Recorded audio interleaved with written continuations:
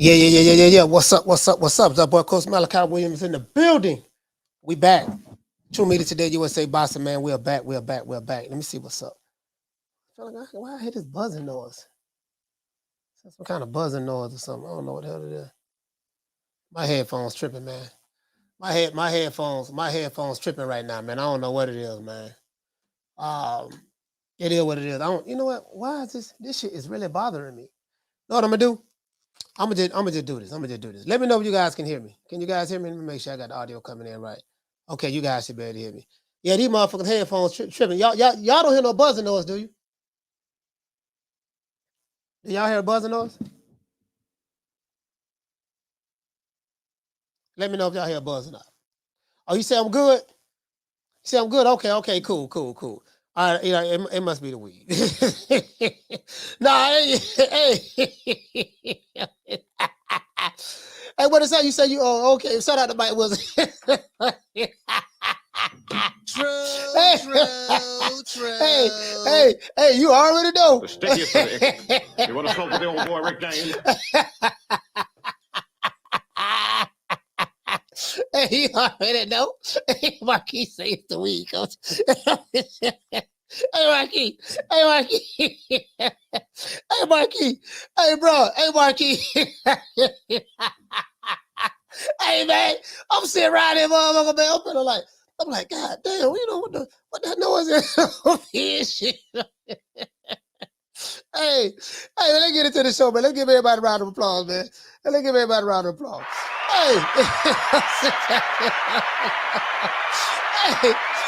know the crowd. You know, I'm still hearing stuff too. I'm still kind of hearing stuff a little bit in these headphones. Seems like it's like a little buzz noise. But anyway, let's get into the show.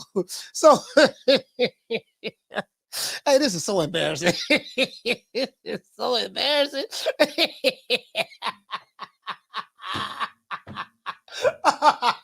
Hey, you can tell, but I'm on a good green too, because I can't stop laughing. I can't stop. Like, weed make me laugh a lot. So when I'm, that's kind of like why I like it, to be honest with you, because it make me laugh. I like to laugh anyways, but it make you laugh a lot.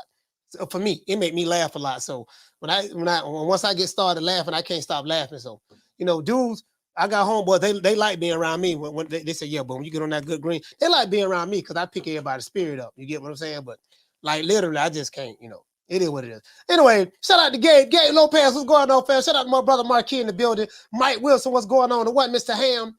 XO Factory, what's going on? Knockdown 305, Dade County's finest. Your boy Mumbo, what's going on, fam? Let's get into the show, man. Hey, you know what? Today, Tenderoni Fridays. Today is Tenderoni. We always we celebrate the Tenderonis now. We love the Tenderonis over here. That's all I'm saying. I don't know about the other channels. The other dudes got too much masculine energy. I'm not saying toxic masculinity. I don't believe in that. But I'm saying a lot of them dudes, they you know what I mean? Like, they be too passionate about the wrong things. You get what I'm saying? Like, we love the Tenderonis over here. You know what I mean? So, you're a Tenderoni. You know what I mean? You have a home over here. The other dudes, they more in love with the male fighters than, Tenderoni. So I can't relate to that. But that's okay. Anyway, shout out to my main man, Casino Life Prayer Drummer for Life. Let's get into the show. Now, we do know that we have a lot of fights going down tomorrow night. We will be going live. We're going to cover the ESPN card and the DAZN card. I don't know if there's a PBC card, if there's something on Showtime. I don't know if there's something on Showtime, right? But I'm gonna check it out. We're gonna check it out and see. But we will be going live tomorrow night. We know everything is Shakur fighting what's his name? Shuichiro. He's fighting Shuichiro tomorrow night. I think we also got Bam Rodriguez fighting Christian Gonzalez tomorrow night. You get what I'm saying? I want to look at that. I want to look at that actual card. I think Kenshiro Taraj is on there as well. Oh, that's Japan. Oh, you know what? There's two fights. And you know what? Check this out. There's two fights on tomorrow on ESPN. You have one that starts 3:00 in the morning. I don't think nobody watching that. And let's see. And we also have the junior middleweight fight. Sebastian Fedora fighting Brian Mendoza. He's fighting tomorrow night. That's on Showtime. That's on Showtime. All right, so we got quite a few fights tomorrow night. It is what it is. Fedora fighting on Showtime. It is, I don't know what that undercard look like, man, but we're gonna try to juggle, make it do what it do. We're gonna see what's up. Let's see what time Bam come on the zone. What time that is? Oh, they fighting in San Antonio. Oh, that fight there in San Antonio, Texas. Oh, boy, I love San Antonio. Boy, let me tell you something. Boy, San Antonio, boy, that's a nice city, dog. San Antonio is a nice city. Like, I really, really. And what you say, there's a UFC fight come on tomorrow night, too. Yeah. Yeah, I heard about that as well. It's on pay-per-view. I ain't buying it. I'm not gonna buy the pay-per-view. Even though I like UFC, I do like UFC, but I don't know if I'm gonna buy the pay-per-view. It's just shit. I'm like, damn, do I want to buy that pay-per-view tomorrow? I'll buy it, you know, if we get enough donations today, Cash App, I'll buy it. But I don't know. Who fighting on UFC?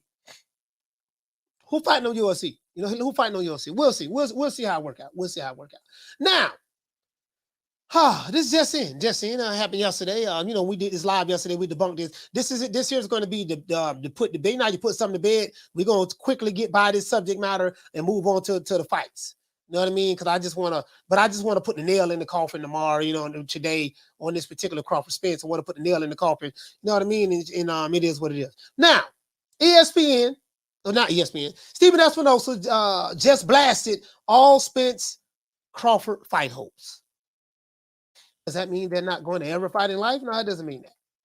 But the context I'm coming with is, you know, in light of the information that's been put out there by Ring, you know what I mean? Stephen Espinosa saying something different. Now, of course, you know, it could be a variety of things, but I'm not trying to play YouTube detective or Twitter detective and try to decode tweets and stuff like that. That's not what I'm into. I am a straightforward type individual. Hey, listen, man, just give it to me straight. You know what I mean? You know, to tell me what it is, that's it. I'm not into trying to decipher, yeah, he said this, but this what he really mean. I'm not into the he said this what he really means stuff. That's not me. Nah, man, this what he said, that's what it is until I see something else.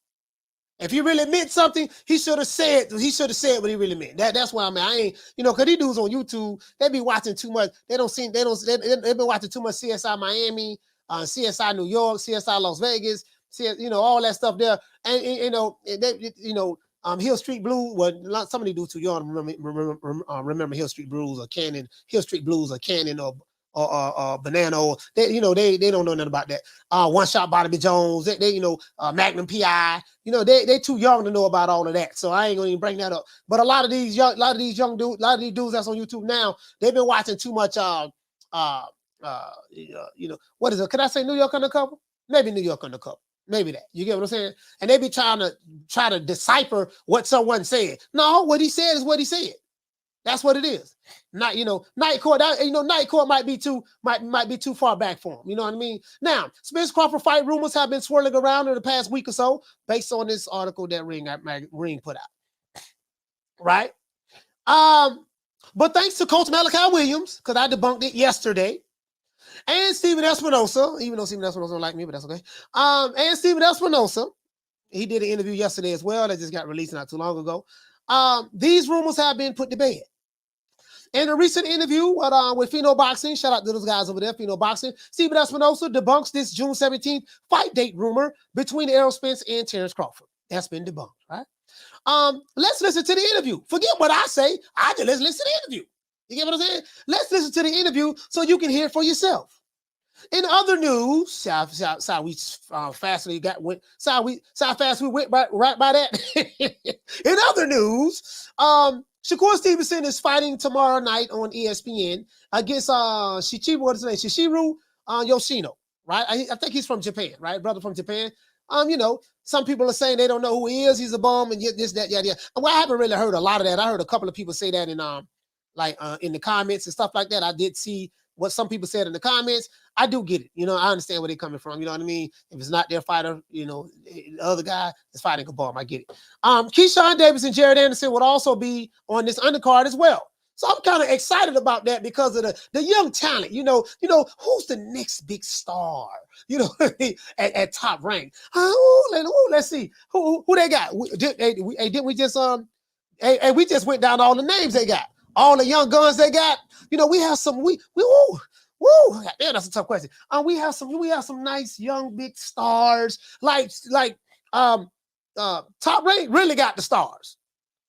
Like Top Rank really have the stars. You get what I'm saying? So we know the stars they have. As a matter of fact, let's pull up Top Rank and let's pull up these other guys and see what they have. You get me? Let's pull up all of them. So they fighting tomorrow night. Keyshawn and Jared Anderson, Big Baby will be on there tomorrow night. So let's get into predictions. Who you got? I'm not going to do a poll on this because I'm pretty sure everybody's going to pick Shakur to win tomorrow. You're going to pick Shakur. You're going to pick Keyshawn, and you're going to pick Jared Anderson. So it's not even right to even do a poll. To do a poll on that. You get what I'm saying? Matter of fact, I'm not going to do a poll on that. Because it's going to be 100% for the other guys.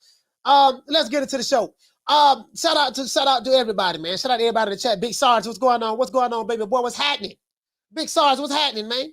What's happening? It is what it is. Let's go ahead, man. Today, Tenderoni Fridays. I am happy. Today is Tenderoni Fridays. I am happy. But before we get into the show, you know how we do it over here. We are the only channel that recognizes our Lord and Savior, Al Heyman.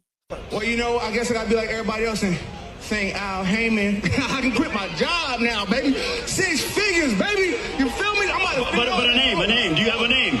Oh, nah, I ain't got no name, you know. Name them names, man. They know who they is. Name them names, please. The names need to be named. They know who they is. The Mexican monster.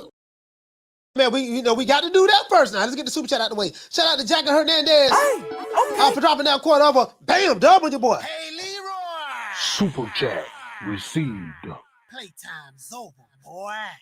G Stacks in the building. What's happening, man? Jackie, hey, shout out to Jackie Hernandez for the super sticker. I really appreciate that. Yeah, you get what I'm saying? What he say? He say macaroni. Yeah, you know, you listen. You know, I'm a true macaroni. Yeah. You know, I'm a old Mac from way back. You get what I'm saying? I'm a true macaroni. I used to love watching them old 70s exploitation films with Dolomite and Ruder, Dolomite and what's my man that played Superfly? Is it Ron O'Neal? I think Ron O'Neal, Max Julian, just a lot of those guys back there, man. Bro, listen, bro. Hey, there was some good movies back in the 70s, dog. Boy, there was some good movies back in the 70s, boy. Boy, listen. Boy, let me tell you something, man. One of my favorites was one of my favorites was all of the Sidney Poitier and Bill Cosby films in the 70s. Which Way Is Up? Which Way Is let me see. No, Which Way Is Up? That's Richard Pryor. I think that's Richard Pryor. Was it Uptown Saturday Night? What's the one where they had Jimmy Walker in there, Jimmy JJ Walker, and they had what's my main man name? Played on Good Times. I forgot his name, but he was Biggie Smalls. He said Kansas City Mac and Biggie Smalls. You know what I mean? But let's do it again. Let's do it again. I think that's what it is. Let's do it again. Anyway, let's talk about boxing because I get down, Uptown Saturday Night. Let's do it again. I get caught up in that there, man. It is, and then my bipolar stuff don't kick in, so I'm bipolar. So anyway, now let's go ahead, man. Oh yeah, another thing though for the ops. I can never forget the ops. The ops are shooting bad right now, dog. They down right now, dog. Bro, let me tell you something. Errol Sexual YouTube channels and them dedicated I Hate Boy YouTube channels. Now them dudes, boy, it ain't looking too good over there, dog.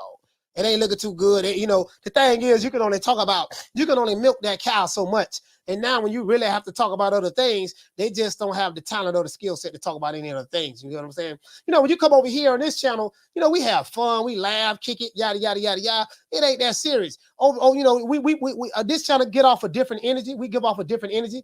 Yeah, I got to check the ops every now and then, get them off the block, which I love doing that. You know what I'm saying? But, them guys ain't got the talent that I have. And therein lies the problem. True. See, you can't teach this shit I got over here. It's either you got it or you don't.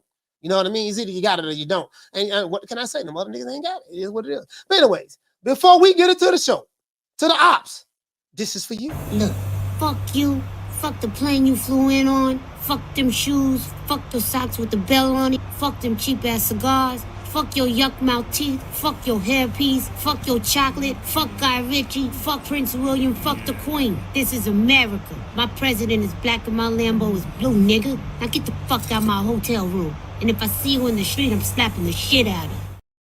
Got over 200, you know what I mean? So, oh yeah, and another thing too. I'm not even gonna get into that. It doesn't matter.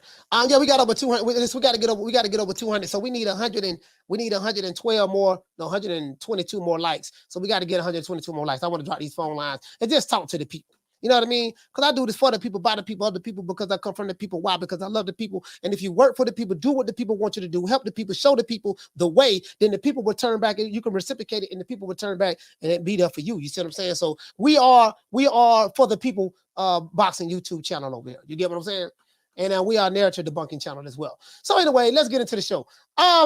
Let me go ahead and get straight to the point. I want to get this out the way real quick. Exhibit A, we're going to go to Stephen Espinosa. You know, last year they was capping for Stephen Espinosa real hard. Oh, you know the fag nonsense, she goes, all that shit. Oh, yeah, Stephen Espinosa.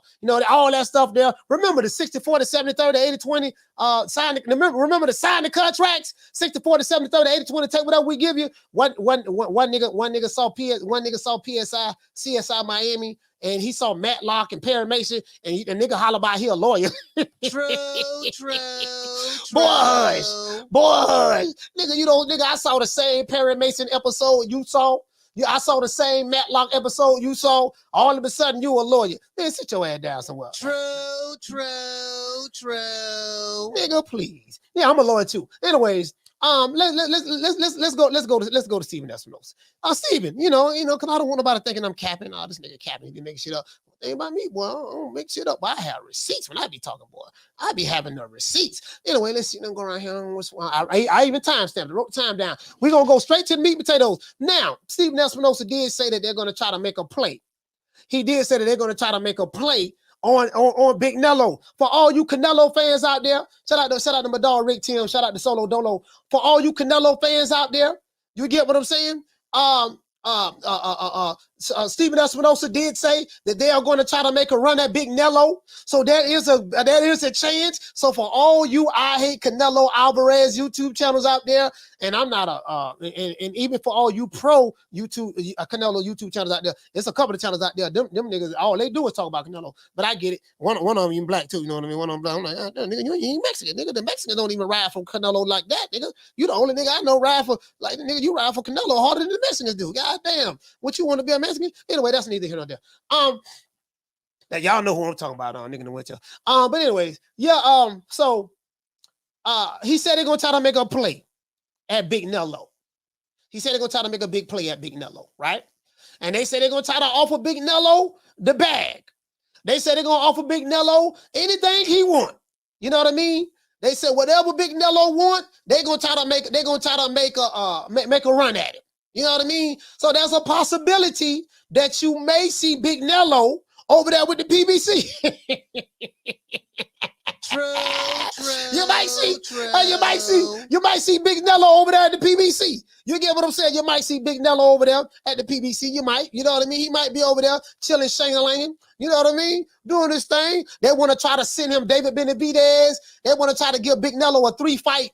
As a matter of fact, I'm gonna let Stephen Espinosa say it. Stephen, talk to him. Let Stephen say it. A new matchup. These are younger guys. Now, Tank's been headlining pay-per-views for a while. So they talk about Tank and Ryan. We're gonna talk about Tank and Ryan too. But anyway, this is fresh blood at the top of the division. This is putting nothing against the guys that are established. I get as excited to see a Canelo fight as anybody else. Okay. But by the same token, like having this kind of matchup with young guys in the division, it's just it's fresh and new. It's what boxing fans really like about the sport is discovering new guys, seeing them rise to the top, and then seeing how far can they go. Yeah. And that's the real question: is how far can Tank go? How far can Ryan go? You think this is a matchup? As far as what is it about Stephen Espinosa? I think what's the guy named Conor McGregor. Conor McGregor. He called Stephen the Weasel. Ever since he labeled Stephen Espinosa the Weasel, every time I see him, every time I look at him, he look like a weasel to me. Is it just me? True. Is it just me? You just sit here, you don't know what I'm talking about? I don't know what it is though. I don't know what it just seemed like you know what I mean? You got to, I'm just saying for me. Ever since Conor McGregor said that, just when I see him, the nose look like he got old weasel nose. He got one of them old hook nose. It look like a hook nose. Like he can pick up a piece of bread with his nose. It look like he got a beak. The nose look like a beak. You know what I mean? You know, I don't know, beak nose or Steve Nelson nose. But anyway, let's get back to the show. Whoever wins obviously ran or tank, but it could open up the floodgates to see him and Munguia fight on Showtime, to see him take on, perhaps a Charlo, to see other matchups that fight fans want to see. Yeah, I think, look, each fight is its own negotiation. So, Jaime Munguia to probably take on the Charlo. Now, let me tell you something, man. Listen, my dog, my dog Jamal Charlo, man, hey, Rick, we gotta get Jamal Charlo back in the game, baby. Rick, man, Jamal Charlo ain't fought since 72, man. Last time I seen Jamal Charlo in the ring, Ali fought, R.I.P. to Ali. Ali fought doggone George Foreman and Rumble in the Jungle. We ain't seen them since then, man. You just sit here, you don't know what I'm talking about? I'm just saying, dog, like, bro, that's the last time he gotta get in there and fight somebody, dog. I know he got whole problems, but god damn, dog, you gotta come on, man. You can fight and have whole problems. You ain't gotta sit back and just, put your career on hold for 2 years, don't make no money. Don't make no money. That's all I'm saying. It's not always the same template. So, like, it's not like we could say, hey, let's do what Ryan, what Tank and Ryan did, and what we did with the zone and just duplicate that. But by the same token, sure, it does set a precedent. It is possible.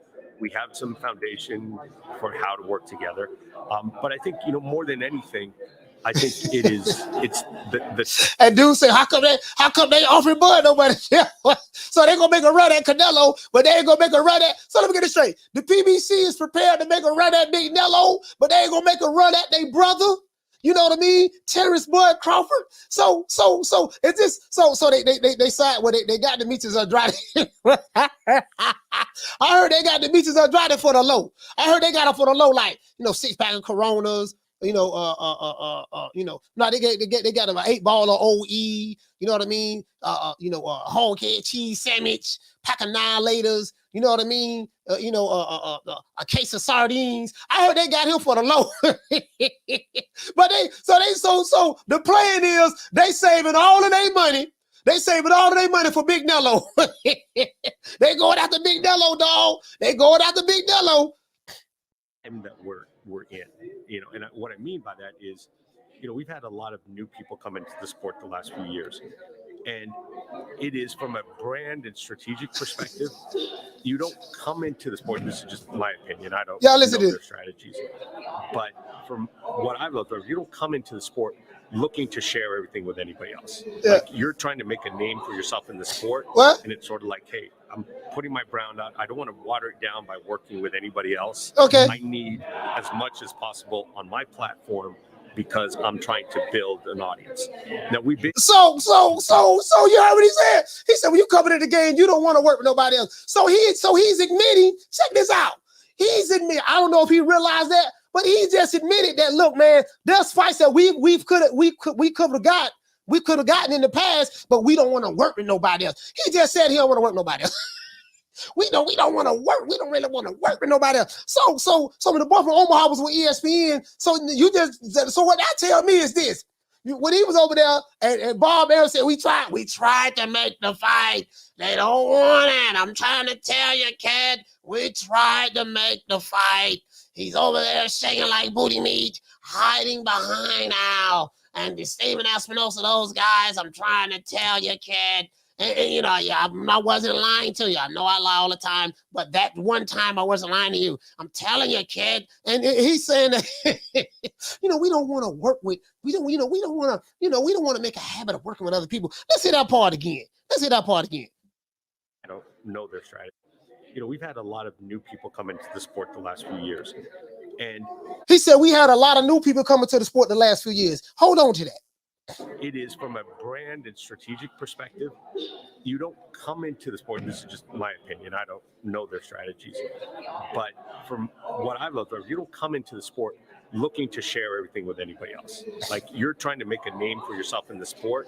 So he's trying to throw it on. He's trying to project it on other people, new people coming to the game. That's what he's trying to throw it on them. No, that's what the hell y'all been doing, Showtime. It's sort of like, hey, I'm putting my brand out. I don't want to water it down by working with anybody else. I need as much as possible on my platform because I'm trying to build an audience. Now, we've been here for almost 40 years, you know, and we've shown. Yeah, I hear what you're saying, Martinez. He talking about the zone and Triller, but guess what? Showtime do the same thing. Showtime, literally, that's what they do.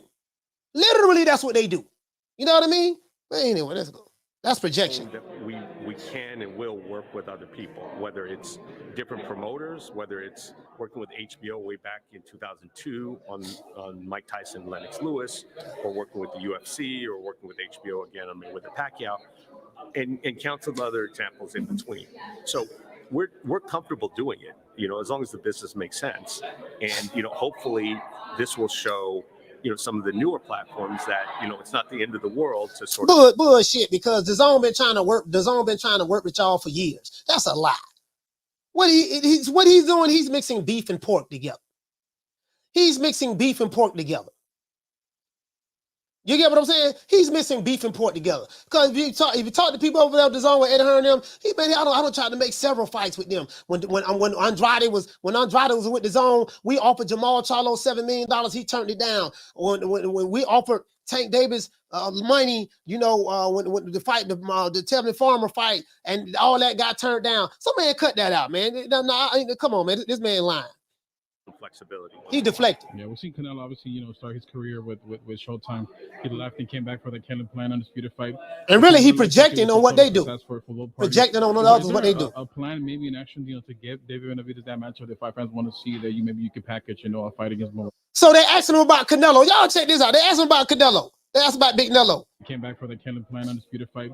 From what it looks like, it was a total success for both parties. Is there a plan, maybe in action, you know, to get David Benavidez that matchup? If five fans want to see that, maybe you can package, you know, a fight against Morel, a fight against Jamal Charlo, or perhaps against Andrade. You know, has those thoughts crossed your mind of maybe? Yeah, absolutely. And we made a really aggressive offer, and I think the best financial offer out there before Canelo took the Bivol matchup, and it was a very aggressive offer for either Charlo or Benavidez. We made a very aggressive offer, you know, to Canelo, for Charlo, for Benavidez, or even a Morel. So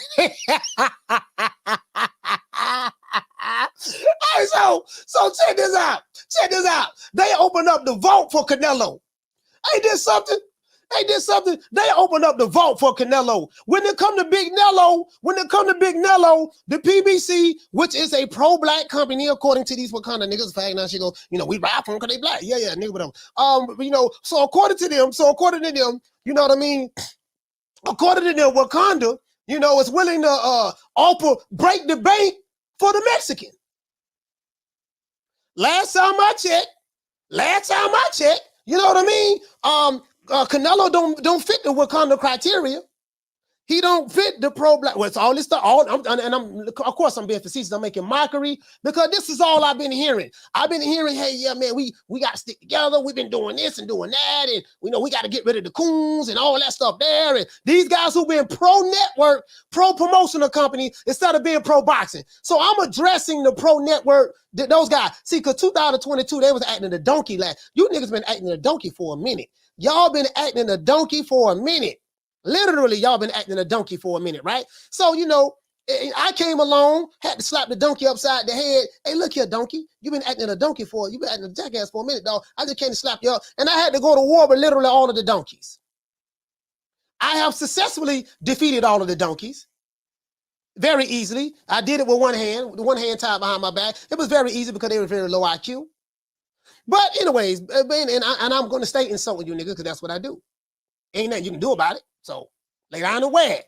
Anyways, the young man from Mexico, they just opened up the bank vault for him. Offer him whatever he want. Now the black fighter, we ain't worried about them niggas. We ain't worried about the black fighter. But the Mexican, whatever he want, offer him that. Open up the vault for him. Yeah, but what about the brothers over here? You know, that nigga that he drinking all the time, get a car. Don't worry about him. Yeah, he good. I got his money in the bank. What about that right there? Hey, he got a whole problem. He going through problems. He ain't fought in 2 years. Don't worry about him. He gonna be all right. What about that one over there? Oh, now this one right here. Now we got our cash cow right here. Take that Tank the one. We got Tank. Okay, but y'all got 200-300 fighters.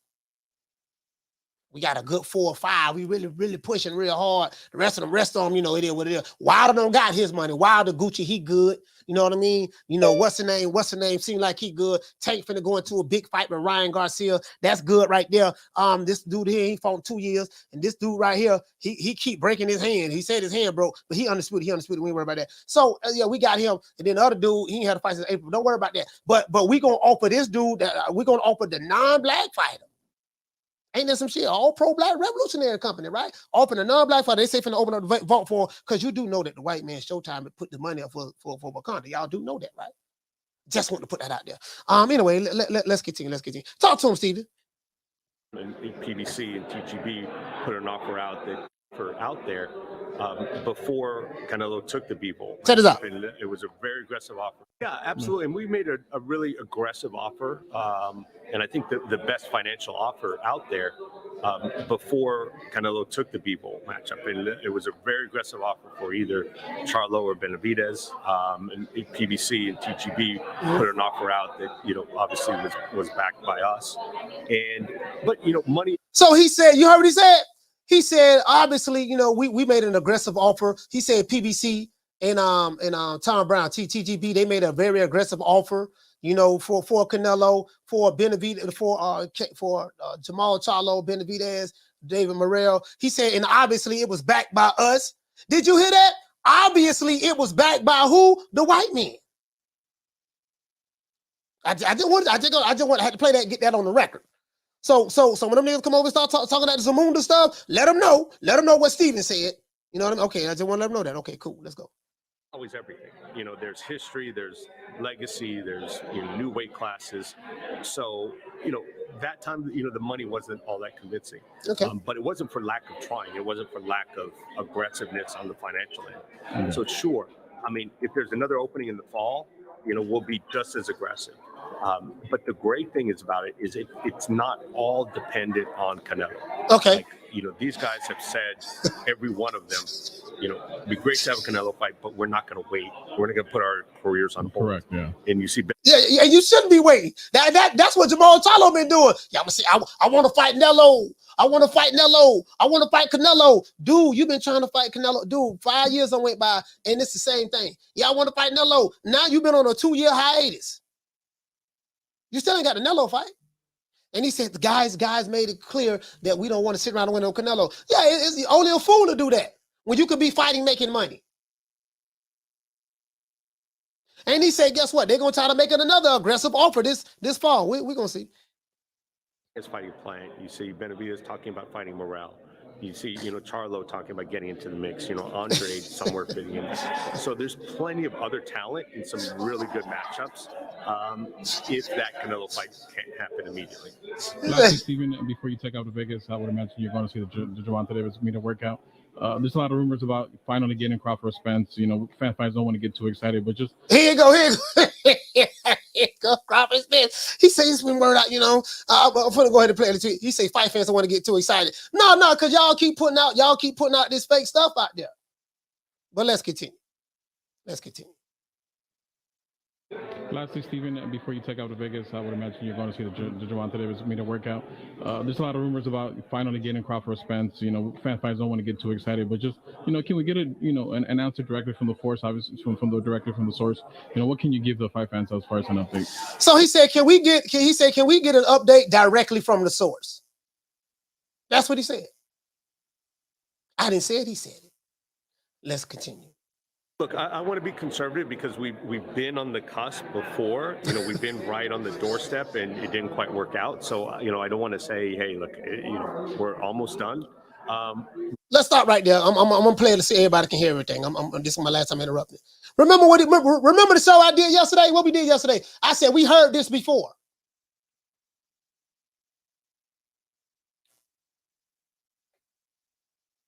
This guy here say can't believe people believe Steven Espinosa. So who do you believe? I can't believe people believe in YouTube channels. I can't believe people believe in pro PBC YouTube channels. I'm gonna believe Steven Espinosa before I believe a nigga on YouTube. A nigga on YouTube can't tell me a goddamn thing. A nigga on YouTube who waiting on the 21st of the month to get direct deposits from Google, who don't know nothing about boxing, don't even work for the companies, I'm a not believe the people who work for the company versus a nigga who don't work for the company. Boy, hush. Let's continue. Getting closer. There's still some obstacles, right on the doorstep, and an announcer directly from the force, obviously directly from the source. What can you give the fight fans as far as an update? Well, look, I want to be conservative because we've been on the cusp before. We've been right on the doorstep, and it didn't quite work out. So, I don't want to say, hey, look, we're almost done. We're getting closer. There's still some obstacles, a handful, but we're making progress, and there are ongoing discussions every day. So, things are moving, which I think is the most positive thing. I mean, that's not what people want to hear, but I also don't want to, say to people, hey, count on it, start booking your flights. Yeah. We were almost at that point last fall, and it fell a point. So I don't want to, promise anything I can't deliver. So, having said that, I am very optimistic. There are active discussions going on. I'm not sure where the June 17th date comes from, to be completely honest. It seems kind of close to some type of mega fight. And it's a little bit of a cart before the horse in that, you don't want to set a date before your deal is done because... Let's stop right there. I want y'all to hear that again. Because we hearing all these dates. We hearing it from YouTubers. We hearing it from Twitter. We hearing all of these dates. But I'm not to believe Steven Espinosa, even though he works with Showtime, but I'm going to believe a nigga with a YouTube channel who lie all the time for clicks and views. Boy, hush. Let's hear that one more time. So, having said that, I am very optimistic. There are active discussions going on. I'm not sure where the June 17th date comes from, to be completely honest. It seems kind of close to some type of mega fight. And it's a little bit of a cart before the horse in that, you don't want to set a date before your deal is done because then what if it takes a couple of weeks longer than you thought? Yeah. Then you sort of got to pull it back. So the date is something that, you sort of wait until you're really literally ready to sign and then figure it out. So all these people say, oh, it's done. It's done. It's done. The man said you don't want to put the cart before the horse. How you gonna come up with a date for something when you don't even have a fight that's signed or that's done? I don't need Steven Espinosa to tell me that, whether you like him, think he'll lie or not. It doesn't matter to me. If you don't believe that Steven Espinosa say, them niggas on YouTube been lying to you. Y'all ain't got no problem with that. Y'all ain't got no problem with the niggas on the YouTube lying to you. I want to believe Steven Espinosa, he a liar. Okay, but the other nigga Fag 9, she gonna be lying to you. Could you was cool with them? Yeah, that different. That different. Yeah, because they the real ones. Oh, they the real ones, huh? Yeah, the real liars. Above, go ahead. Anyways, so I hope that's common sense. Let's go. I'm not saying it couldn't be June 17th because, it could if this gets done really quickly. But it is a short runway. And, I'd prefer to see it, a little bit later in the summer. And I think, most boxing fans. So he said it could be June 17th, but that's not that's a short runway. But I prefer to see it later on.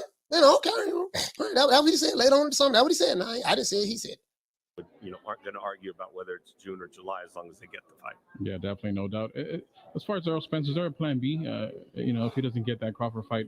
I wouldn't even call it a plan B because, look, in terms of great matchups, Spence Thurman is every bit as good as Spence Crawford. Now, one has the added. He said Spence Thurman is every bit as good as Spence Crawford. No, it's not.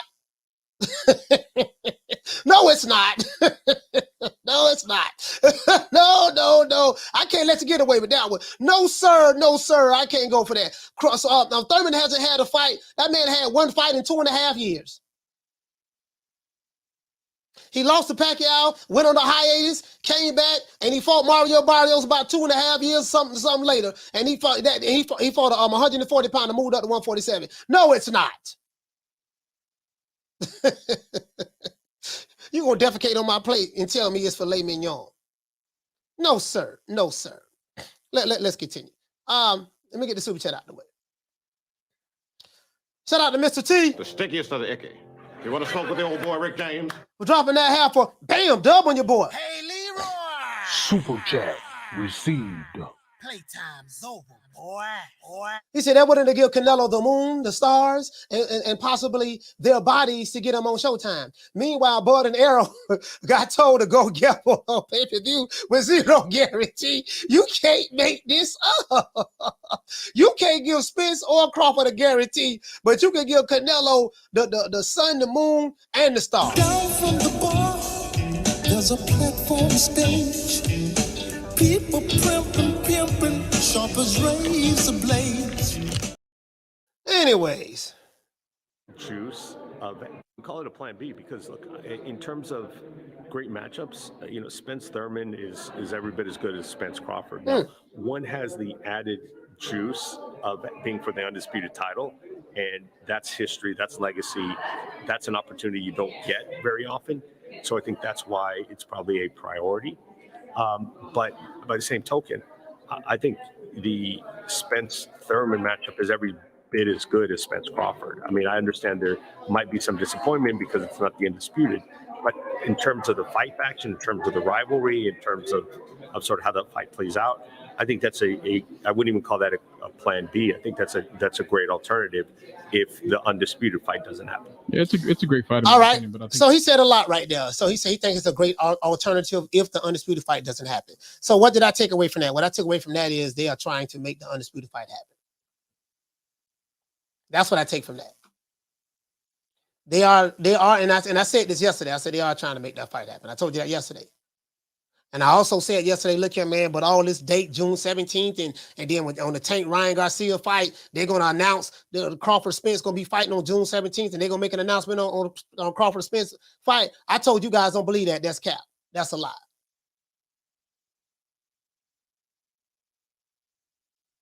But what's your name said it on YouTube? Yeah. Listen, you got to stop listening to these I Hate Crawford YouTube channels. You got to stop listening to these Pro PBC YouTube channels. You got to stop listening to the Fag Nons and she goes, I'm trying to tell you, dog, them niggas be lying. And I know a lot of you guys like being lied to. They ain't the only ones. It's a bunch of them. Them niggas be lying. And they subscribers like being lied to. Them niggas lied to you all of 2021 and 2022. The plan is still the same. We have to get Nello. That's always been the plan. We have to get Nello.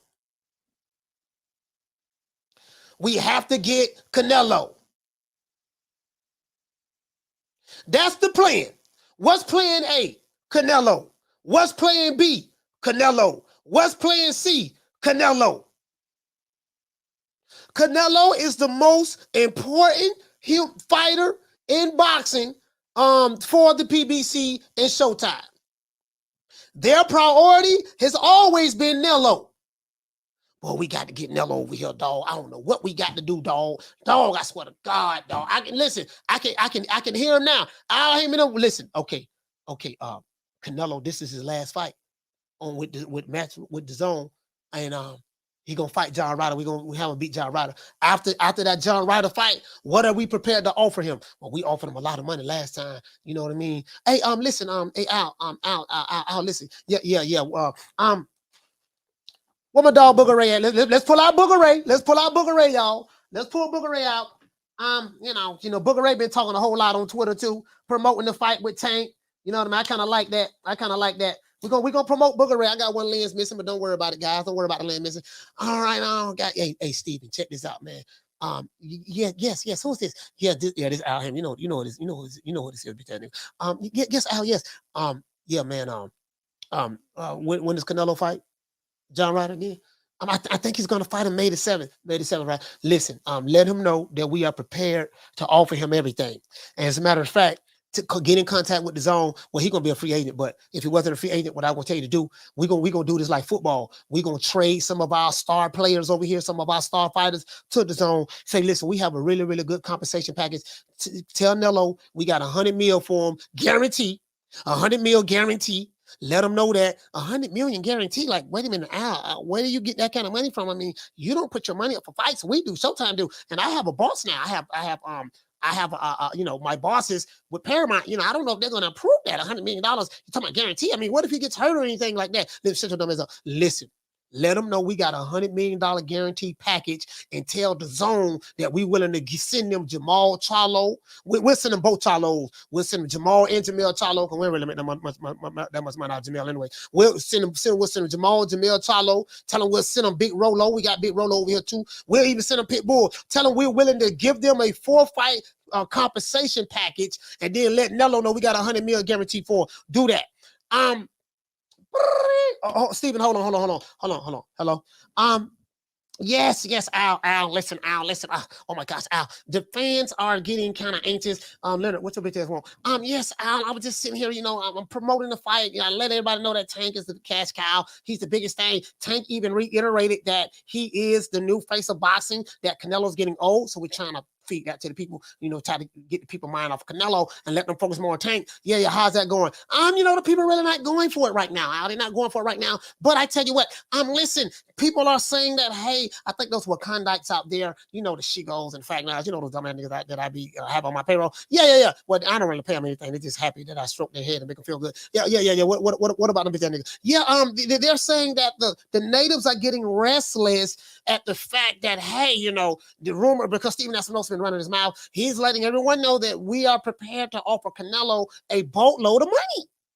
And they don't understand why we don't have any money for the brothers, but we have money for the others. Oh, well, you know, listen, the others don't make no money like that. The others ain't bringing the money in outside the tank. Them niggas ain't really doing that over here. So, you know, one Canelo is worth 4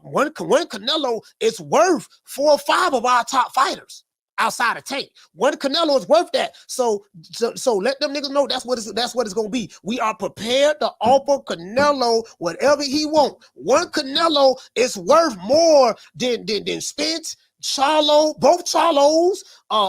Andrade, we just got him on. We ain't really paid him no money. We got him for a pack of 9 ladies and a hog head cheese sandwich in the frozen cup. So we ain't worried about him.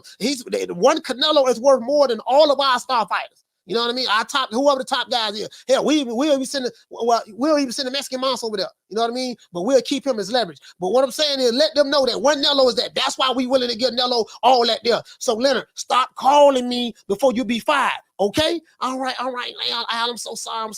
Won't you go over there and give Floyd a massage or something? I'm trying. Floyd is busy right now. He got a Tenderoni in there with him, giving him a massage. And I'm kind of jealous. You know, I want to fire her, because she's kind of taking my job, you know what I mean? And she kind of rubbed the nipples better than I do. But that's okay, Al. Don't worry about it, Al. I'll let the people know. I get in contact with Chico and Fagnan and let them know to shut that shit up and sit their dumb ass down somewhere. Yeah, man. So that's what it is. That's what it is. True. That's what it is. True. That's what it is. They wanted to offer Nello all that money. You know, I'm trying to tell you, man. Shout out to Mario. Hey, okay. Dropping that quarter over. Bam, dub on your boy. Hey, Leroy.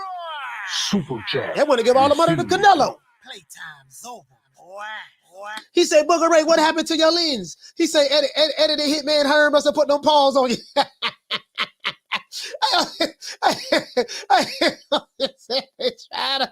They try to boy, God damn, boy. Steve, that's what they try to back up the Brinks truck for Canelo. I'm like, listen, why this is my question right here. This is my question right here. Why pay Canelo all of that money? Why pay Canelo all of that money? He ain't all that. Canelo ain't all that. I got two slick Mexican fighters right here.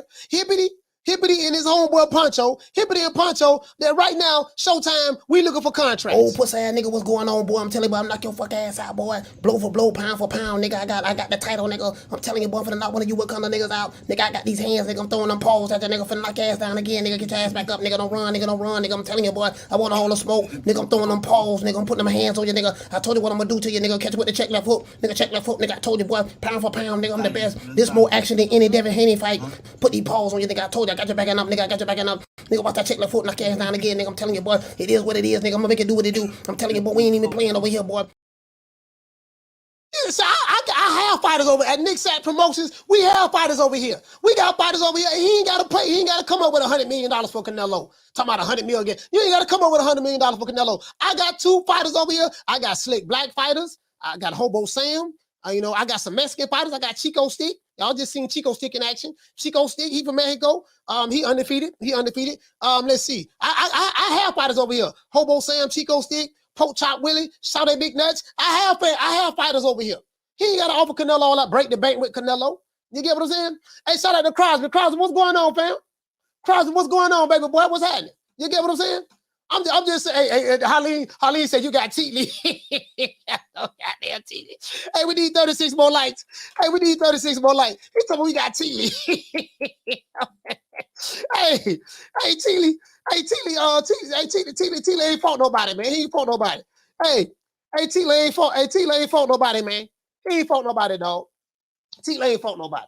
You get what I'm saying? I got some real talent over here. You know what I mean? And we can name the stars. We can name the stars. See, I just named you my fighters. Saw Big Nuts, Hoghead Cheese, Chico Stick, Hobo Sam, Poke Chop Willie. I just named you my stars. I ain't like Booger Ray Leonard. I know the fighters on my roster. And who's the next big star under Mayweather Promotions? Ooh, we have quite a few young guns, as I say, you know, and I don't want to leave any names out, but we have a great roster of young talent, and we've been very selective about what we're doing, you know, again, because when you have, you know, an abundance of fighters, it's hard to kind of focus on. When a big fight is to be made, it has to make sense for both sides. No promoter or company is going to put their guy in an event with everything to lose and nothing to gain, especially when we talk about this. You know what I'm saying? Interesting. Hey, you get what I'm saying? He can't name the names, dog. He can't name the name, man. We got the names over here. We ought to know what time it is over here, man. It is what it is, man. Hey, phone line, let me open up the phone line. We need 25 more lights, but hey, matter of fact, I'll open up the phone lines when we get to 25 more lights. Hey, shout out to you, man. Hey, it is what it is, man. It is what it is. Shout out to Swat Jones. What's going on, baby boy? Swat Jones. Some random. What's happening? Hey, Evelyn. Hey, Anthony he said, Coach, you still beating up them what do you say, them cab drivers? Hey, listen, we don't want nothing but easy competition. That's it. We don't want nothing but easy competition. We fighting tomato cans, hobos, and bombs. We fighting tomato cans, hobos, and bombs. We don't want nothing but easy competition. That's all we want. Now, what we gonna do? What we like to do over here, we have a marketing tactic that works. What we do is we'll take a tomato can, we'll shine them up, make them look real good, hype them up, run them through our marketing and advertising machine, you know, make the people believe that he a killer when he ain't nothing but a tomato can, and then we'll put Chico Stick up with him, and once Chico Stick knock him out, it propels Chico Stick's his career and his reputation in the sport of boxing. So, you know, pretty much what the PBC do. True. Pretty much what the PBC. No, I'm just joking. Pretty much what the, you got to, you know what I mean? Pretty much what they do. Shout out to Dwayne. Hey, okay. I think, what is that, Zimbabwe dollars? Zimbabwe dollar? I don't know, man. I don't know. Is that Zimbabwe? I don't know if that's Zimbabwe or is it South Africa. But anyways, we're just gonna say Africa. You know what I mean? For dropping them 35 African dollars on. Well, y'all ain't got dollars. I don't how to pronounce your currency. I don't even know how to pronounce your currency, fam. But that's neither here nor there. That's not important. It's the simple fact, brother, that you took the time out of your day in order to donate to the show. I appreciate that, fam. He said, name the names, Leonard. Name the names. The names need to be named. The names need to be named, man. The names need to be named. You know what I mean? Listen, bro, it is what it is. He don't name the names. And that's the problem. And this is why we got to get Jamal Charlo back in the ring, because he don't name the names. We the Charlo twins. We known for calling everybody out. Please call these people out. Listen, the whole world's looking at you. Call these people out, What's up? It's the Jamal the Hitman Charlo. Let's get it. Who want it? Name them names, man. They know who they is. Name them names, please. The names need to be named. They know who they is. The Mexican monster. Mexican monster. Hello. Hey man, anyway, you know we international, baby. shout out to light skin Lou, what's going on, fam? You know, we international, baby. You know what I mean? We're over in Africa. You know what I mean? Ireland. You get what I'm saying? You know, when you gotta be you gotta be an international player. You see what I'm saying? You have to be an international player. That's how we do it. Now, doggone, did I miss the super chat? Oh no, I got that. Doggone. So you heard it from Steve. They waiting on Nello. June 17th, you know, we might as well throw that in the trash. You know, I don't. He said I don't know where that came from. That's what he said. He said he don't know where it came from. Could be a possibility. He lying. I don't know. All I know is this here. All I know is this here. And we right back at square one where we always started at. It ain't nothing. And I told you yesterday, if you don't hear nothing official, don't believe nothing. You see the Wakanda nigga channel, they don't went radio silent. Last year what we saw last year? We saw financial advisors, we saw YouTube attorneys, YouTube accountants, we saw all of this stuff last year. All of this stuff, we saw all that last year. Now we got Canelo fighting May the 7th. Gervonta, Tank Davis, and Ryan Garcia. They fixing to put paws on each other. They fixing to throw paws. You get what I'm saying? Tank saying that Ryan Garcia ain't no real fighter. Floyd Mayweather saying Ryan Garcia got his fan base from TikTok and social media. That's what Floyd say. Floyd say that there. You get what I'm saying? And so basically what they're saying is Ryan Garcia, Tank Davis is fighting the TikTok. That's what they say. That's what they say, right? So now, Oscar De La Hoya came back and refuted that. Look here, man. Ryan Garcia don't had over 200 amateur fights. So what are you talking about? And Oscar De La Hoya said Ryan Garcia is the one that's selling this fight. Now I'm not gonna lie. I really do love the a lot of the promotion, a lot of the interviews I'm seeing from Tank. Tank showing his workouts. He's showing his media workouts. But you know, Ryan Garcia ain't showing nothing. Ryan Garcia ain't showing nothing. Ryan Garcia ain't showing no media workouts. And I'm starting to think, this is what I'm starting to think. I'm starting to think,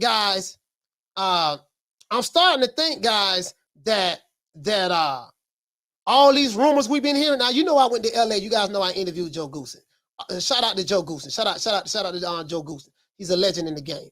But I'm starting to think, guys, a lot of these rumors that we've been hearing, yeah, man, you know, Ryan ain't been coming to the gym. And yeah, I heard that when I was in LA too. I just heard it out of nowhere. Ryan ain't really been coming to the gym like that. And then Ryan Garcia did an interview saying, yeah, I be training myself. I train myself. You know what I mean? Yada, yada, yada. And you know, he said he trained himself sometimes. There was a rumor put out there that Ryan Garcia fired Joe Goosen. That whoever spread that rumor, that was a lie. There was a rumor out there that Ryan Garcia fired Joe Goosen. Whoever put that rumor out there, that was a lie. That's not true. Whoever said it, because somebody brought it to me and asked me that and said that he said there's a video out there. I gotta look it up, but whoever said it was a lie. I find it very hard to believe that Ryan Garcia, King Ryan, as a matter of fact, hold on. I said, I wonder if Ryan Garcia put these rumors out about himself. Joe Goosen playing along. Joe Goosen a vet now. Joe Goosen been doing this since 1972. Joe been doing this in 1972. You know, and you ain't gonna get no information out of Joe Goosen. Joe been doing this in 1972, man. Joe ain't he ain't new to this. He true to this. Joe ain't new to this. He true to this now. You know, how do we know? How do we know? Hey, Alan, all I'm saying, fam, is this.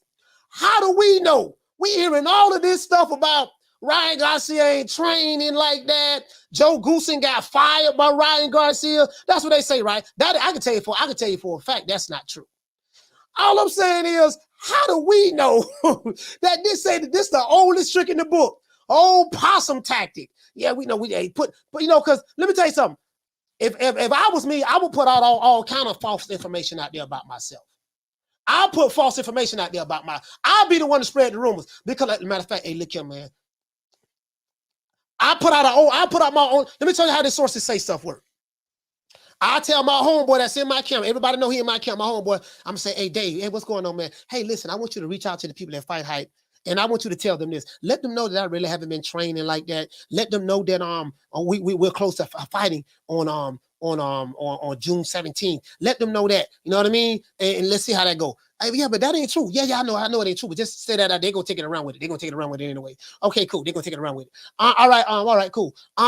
So Dave get in contact with Fight Hype or Fight Hub TV or Ring or whoever, and okay, and then they say, Mike Coppinger, they put a report out there. Hey, sources say that such and such is going to happen. Ryan Garcia ain't doing this and ain't doing that. Sources say, right? But it was Ryan Garcia who told his homeboy Dave, I need you to get him a call to let them know that. Somebody close to Ryan Garcia's camp told us. Oh, we know somebody close to Ryan Garcia's camp told you that because Ryan Garcia is the one that told his homeboy to get in contact with y'all and say that. True.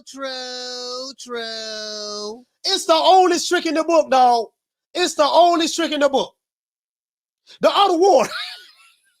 And that's what George kept also say. It's the art of war. It's the art of war. You get what I'm saying? Tank saying that I got people on the inside that's spying on Ryan Garcia. Okay, hold on. I want to show y'all, sir. I want to show y'all. Hey, got people on the inside spying, okay? Tank got spies, huh? Yeah, nigga, I'm spying on that nigga. I told you, dog. I know what's going on at all times. I'm spying on this nigga. Now, this is Joe Goose's gym. I want to show y'all this. This is Joe Goose's gym. Tank got spies. You see, Joe an old school Mac. Listen, you see how they got everything covered? They got everything taped up. Everything taped up. Now, how the spies, hey, everything taped up. Now, Tank say he got spies on the inside. I got people going deep undercover. I got people going deep undercover, coming back reporting. I got people going deep undercover, coming back reporting. You get what I'm saying? Telling them stuff. How you know you ain't being fed false information? Countries do it all the time. How you know they ain't putting out false information? Hey, Food Revolution. Hey, listen.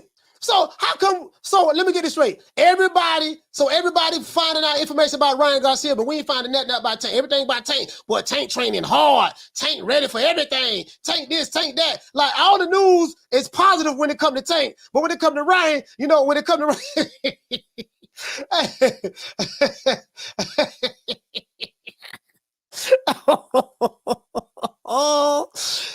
That's all I'm saying, dog. All I'm saying, Joe Goose ain't no fool now. He been doing this for a long time. I just want to let you know that. Shout out to Food Revolution. What he say? He said the oldest trick in the book.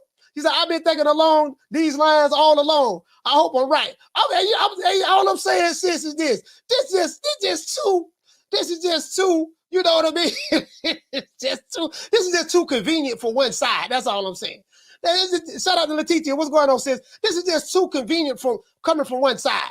One guy know everything. The other guy ain't doing nothing. Shout out to Keena. He said at his open workout, he told him what if Ryan leaked that so Tank would try to go to the body. Yeah, I don't know, man. I don't know. I'm just saying it just don't. You know what I mean? Shout out to Jamie Vasquez. Hey, okay. Dropping down quarter of a bam dub on your boy. Hey, Leroy. Super chat received. Playtime's over, boy. All I'm saying, Jamie, you feel me, dog? What you say? He said I said this last time, coach. The art of war, confuse your rival. Down from the bar, there's a platform stage. People pimping, sharp as razor blades. All I'm saying, dog, is I wasn't thinking about it, right? I was on a good green. You be on a good green, you be in deep thought. I was in deep thought. I was like, you know what, man? What if because guess what? Ryan Garcia hear everything. He know, this guy say I'm a TikToker.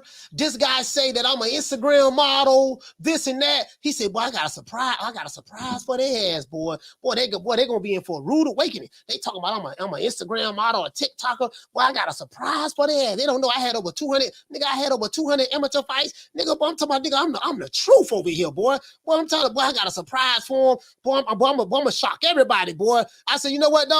But listen, they around here talking about Tank got more experience than me, and and he got better footwork and all this stuff there, and I'm just an Instagram model. Oh Lord, boy, I pray to God they hope that, boy. Boy, I pray to God, boy, I swear to God. Joe, do you think they're going for it? Well, Ryan, I don't know. Some of these guys out there on the social media platforms, they're really not the brightest in the world. You know that. You are a genius when it comes to that. So, I really don't know. It's a possibility they could be falling for it.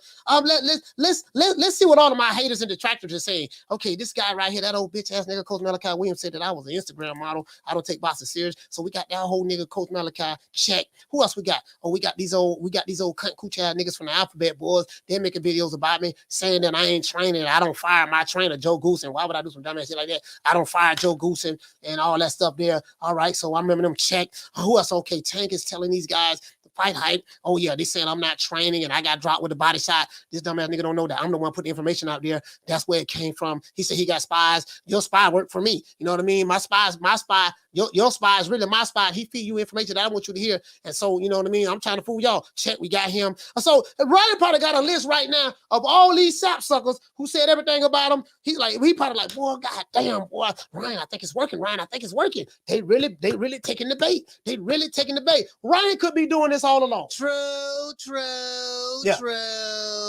Hey, Allen, the more I think about it, dog, Ryan could be doing this all along. Ryan could be doing this all along, bro. Ryan could have all of us fooled. Ryan could be doing this all along, fam. Yeah, all along. Do we got the lights up yet? Let me turn the line up. Yeah, I'm gonna open up the phone lines right now. Yeah, Ryan could be doing this all along, dog. Shout out to Edward Stevens, man, for the loyalty badge. I appreciate it. Let's give him a round of applause. Phone lines open. 530-494-9636. 530-494-9636. Shout out to Edward, man. Salute to you, fam, for becoming a member. Hey, look here, man. Phone lines open, man. Let me go ahead and drop it right quick. Hey, you know what? I almost fell for the banana in the tailpipe too, boy. Listen, because Tank looks beautiful in his open workouts.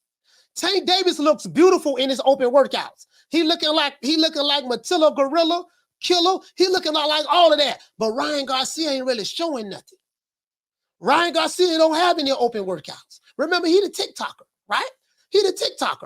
He ain't really got no open workouts, really. And he showed a video where he looked like he was dead tired. He was in some jeans. He showed a video where he was in some jeans or something like that, throwing a wide open hook at the punching bag. People looking at that. Oh, man, if he do that, the Tank, boy, he going to be in trouble. Man, this man, daddy, come on. You think that man really training in that?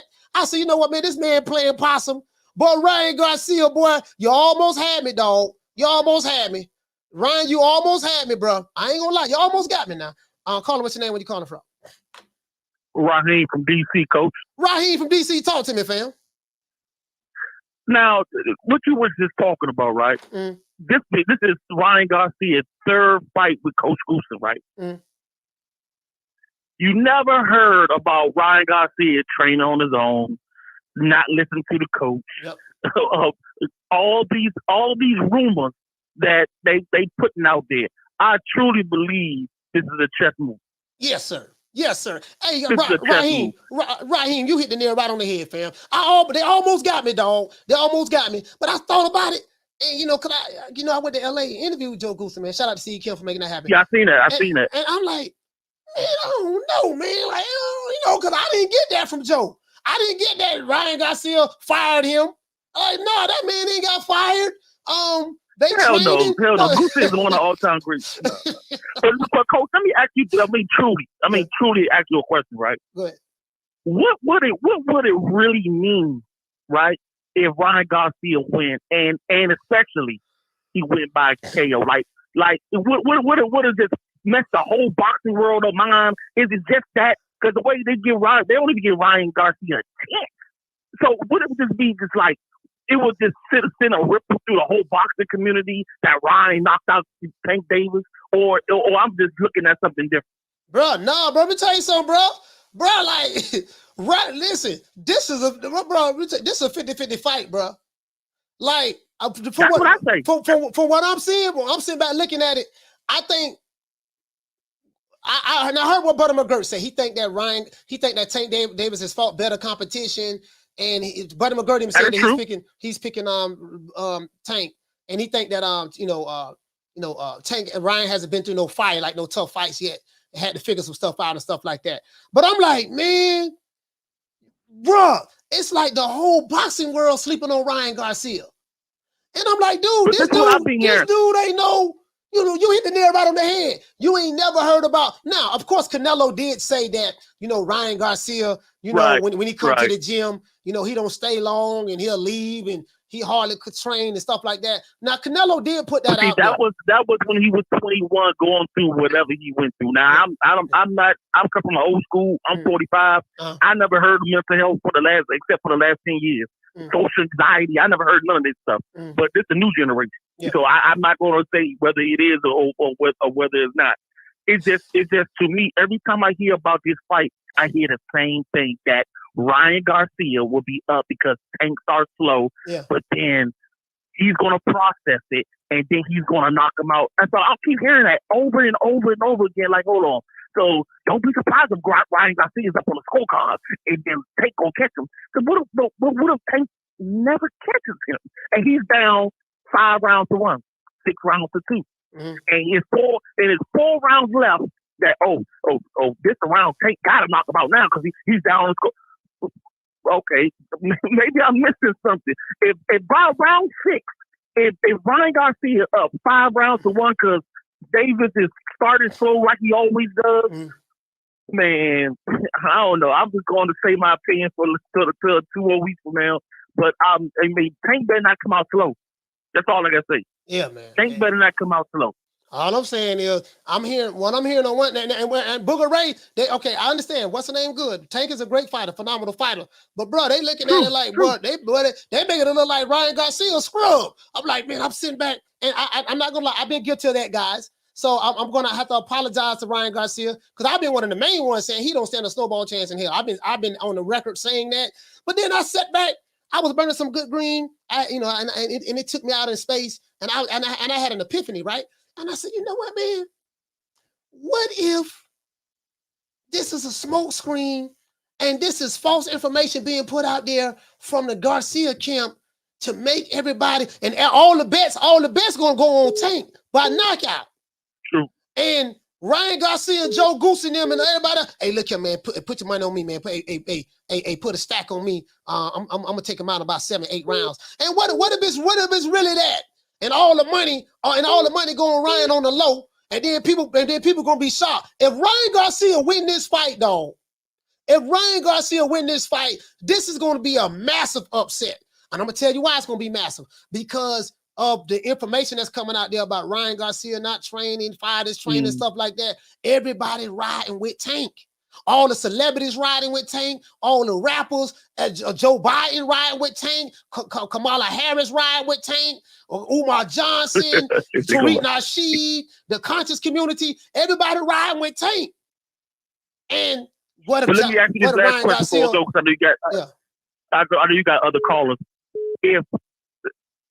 What would it mean to you if Ryan Garcia go 12 rounds and is close and he don't get knocked down? Does he still win?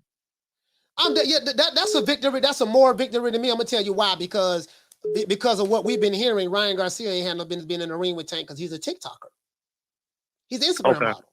Yeah, so that'll be a huge win. There's no way he should go 12 rounds with Tank. Because the way they hyping Tank up, Tank is one of the baddest fighters in the history of boxing, the way they hyping him up. So I'm like, I expect him to knock this guy out. But go ahead. Hey, last thing, Coach, have you been following the thing in Tennessee? Who? Have you been following the activity that's been in Tennessee with the Democrats and Republicans voting the 2 black guys out? No, I ain't been following it. Oh, you got to check that out, Coach. But that's it. That's all I want to say. Thank you for answering the call, man. All right, shout out to Raheem from DC. Salute, fam. Yeah, man.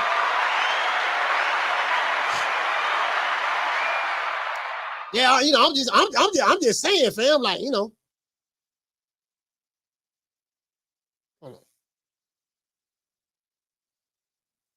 Hold on, guys. Caller, what's your name? Where you calling from? Hold on, fam. Hold on. Sorry about that. I got you on the wrong thing. All right, sorry about that, fam. I got you on the show now. Caller, what's your name? Where you calling from? I'm Sean from Duval County, but I'm driving the truck. I'm in Colorado right now, though. All right, Sean from Duval, talk to me. The way I see it, that's going to be a close fight, man. That's one thing I can say. The only way Ryan wins is Tank going up fighting like he fought Santa Cruz when it hit. Other than that, I don't know. It's pretty much 50-50 to me, man. I can't really say. It'll be a good one, though. Yeah, it's gonna be it's gonna be a good fight. What do you think about a lot of the? I don't know if you've been listening on the net, but what do you think about a lot of the information been coming out that Ryan ain't really been training like that? You know, he fired his trainer, which he did. I can tell you for a fact he didn't fire his trainer. I met the guy. You know, he ain't really been. He don't stand a snowball chance in hell. I've been on record saying that myself, but I think it's based on a lot of information that was put out there about Ryan Garcia's work ethic or lack thereof. And you know, he's only coming in on 3 days a week in the gym, and then Tank saying we got spies in this camp and all that stuff there. What say you about all of that? You buy anything? I don't believe I don't believe no professional fighter, knowing they got a fight coming up, is even lacking in any type of way. You know, just because Zeke tell you that he works out all the time, so you know, you can't really go by what they say. But his performance will show in the ring more so than what they're saying, you know. Okay. But I don't believe it. Okay. Hey, man, shout out to Sean from Duval, man. Hey, one more thing. They got too much money on the line, too much money to be won for them to be bullshitting anyway, so shit. You can't go for that. No, you're right. Hey, you're right, fam. You're right about that, man. Hey, shout out to Sean from Duval. Salute, fam. Thank you for calling the show, bro. Hey, be safe out there on that road, bro. Yeah, man. Right, yes, sir. Be safe out there on that road, fam. Yeah, I'm just, hey, I'm sitting there thinking about it, right? Am I overanalyzing this? Hey, bro, I can hear Ron Boy Fresh calling in now. Hey, yo, Mo, check this out, man. How you let them Bammers trick bag you into believing that? I told you, Mo, this is a money grab. That boy crying Ryan don't stand a snowball chance in hell, Mo. See, Mo, that's why I gotta keep calling you, Mo, because you letting these dudes trick bag you into believing that this dude, I can hear Ron Boy right now. Ron Boy gonna be calling, hey, Mo. Hey, shout out to dog on Derek Choice. Hey, for dropping that. Bam, double your boy. Hey, Leroy. Yeah, I can hear it now, bro. Received. Playtime's over, boy. I can hear it now. He's gonna be like, hey, Mo, look, check this out, Mo. How you let them Bammers Hey, shout out to Derek Toy. He said fighters will go back. He said fighters will go back to their normal habits. And in Ryan's case, eyes closed, chin in the air, hands down. He said, remember George Kambosos in the second fight with Devin. He was switching from southpaw to orthodox, but he did not his last fight. Hey, but this is the thing too. Tank Davis have habits as well. I get what you're saying, Derek. I got you on that, fam. But Tank Davis have habits as well.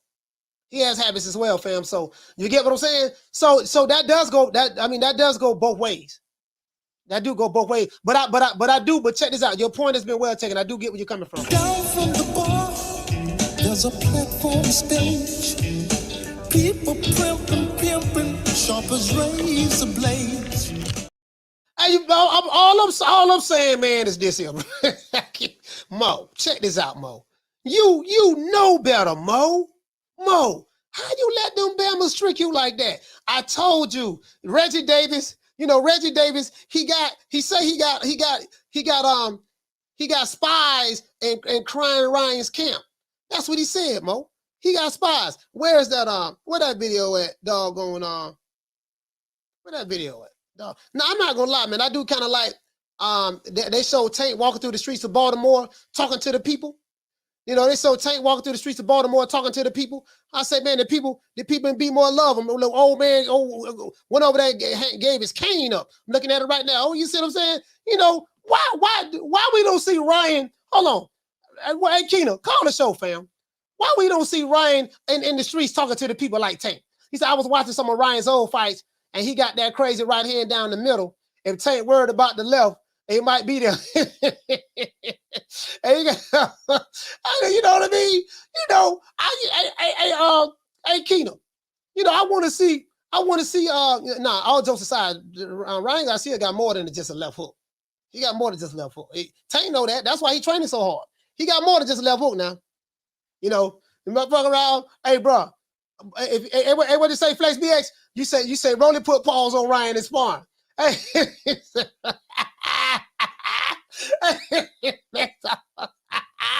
you know, big Rolo, what you talking about? Rolly put paws on Ryan and sparring. Hey, check this out, though, Flex. people saying that Big Roller will put paws on Tank in a real fight.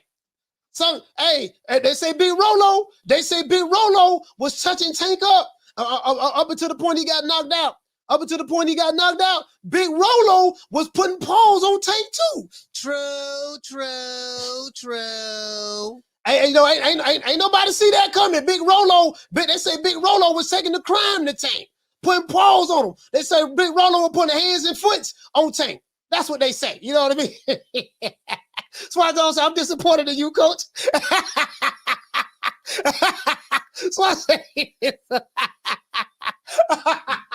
that's why I say he disappointed in me. Hey, Carla, what's your name? What you call it, bro?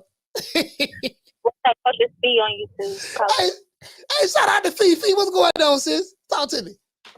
You know what I thought about? I still give Tank the slight edge. I had to fight 60-40, right? Yeah. But Tank not sleeping on Ryan at all. No. Tank not sleeping on Ryan. You know why? That's why he weight training. Why you weight training? Yeah. That's why you weight training him, because he ain't sleeping on him. Mm-hmm. And also, you know what I thought about? What's that? That fight Pitbull Cruz. Tank ain't want now another day of Pitbull Cruz. He ain't want now another day of that man. Yeah. Because that fight do deserve a rematch, but he ain't giving that man no rematch because Pitbull Cruz ain't played with him.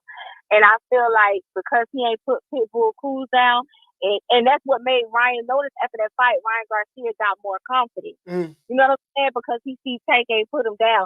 Now Tank say he hurt his hand in that fight, but and I kind of believe it, but at the same time, I think that the fact that he ain't rematched that man and he deserves a rematch, I think that that's what really boosted Ryan Garcia's confidence and made him feel like y'all could beat him. You know, because that's how I look at it. Like everybody be saying like with Crawford and Errol, oh, Errol going to destroy Crawford, this and the other, but Errol ain't destroyed Danny Garcia. He ain't destroyed Sean Porter, kicked his ass all around that ring. I don't care what nobody says. Sean Porter deserves a rematch. You know what I'm saying?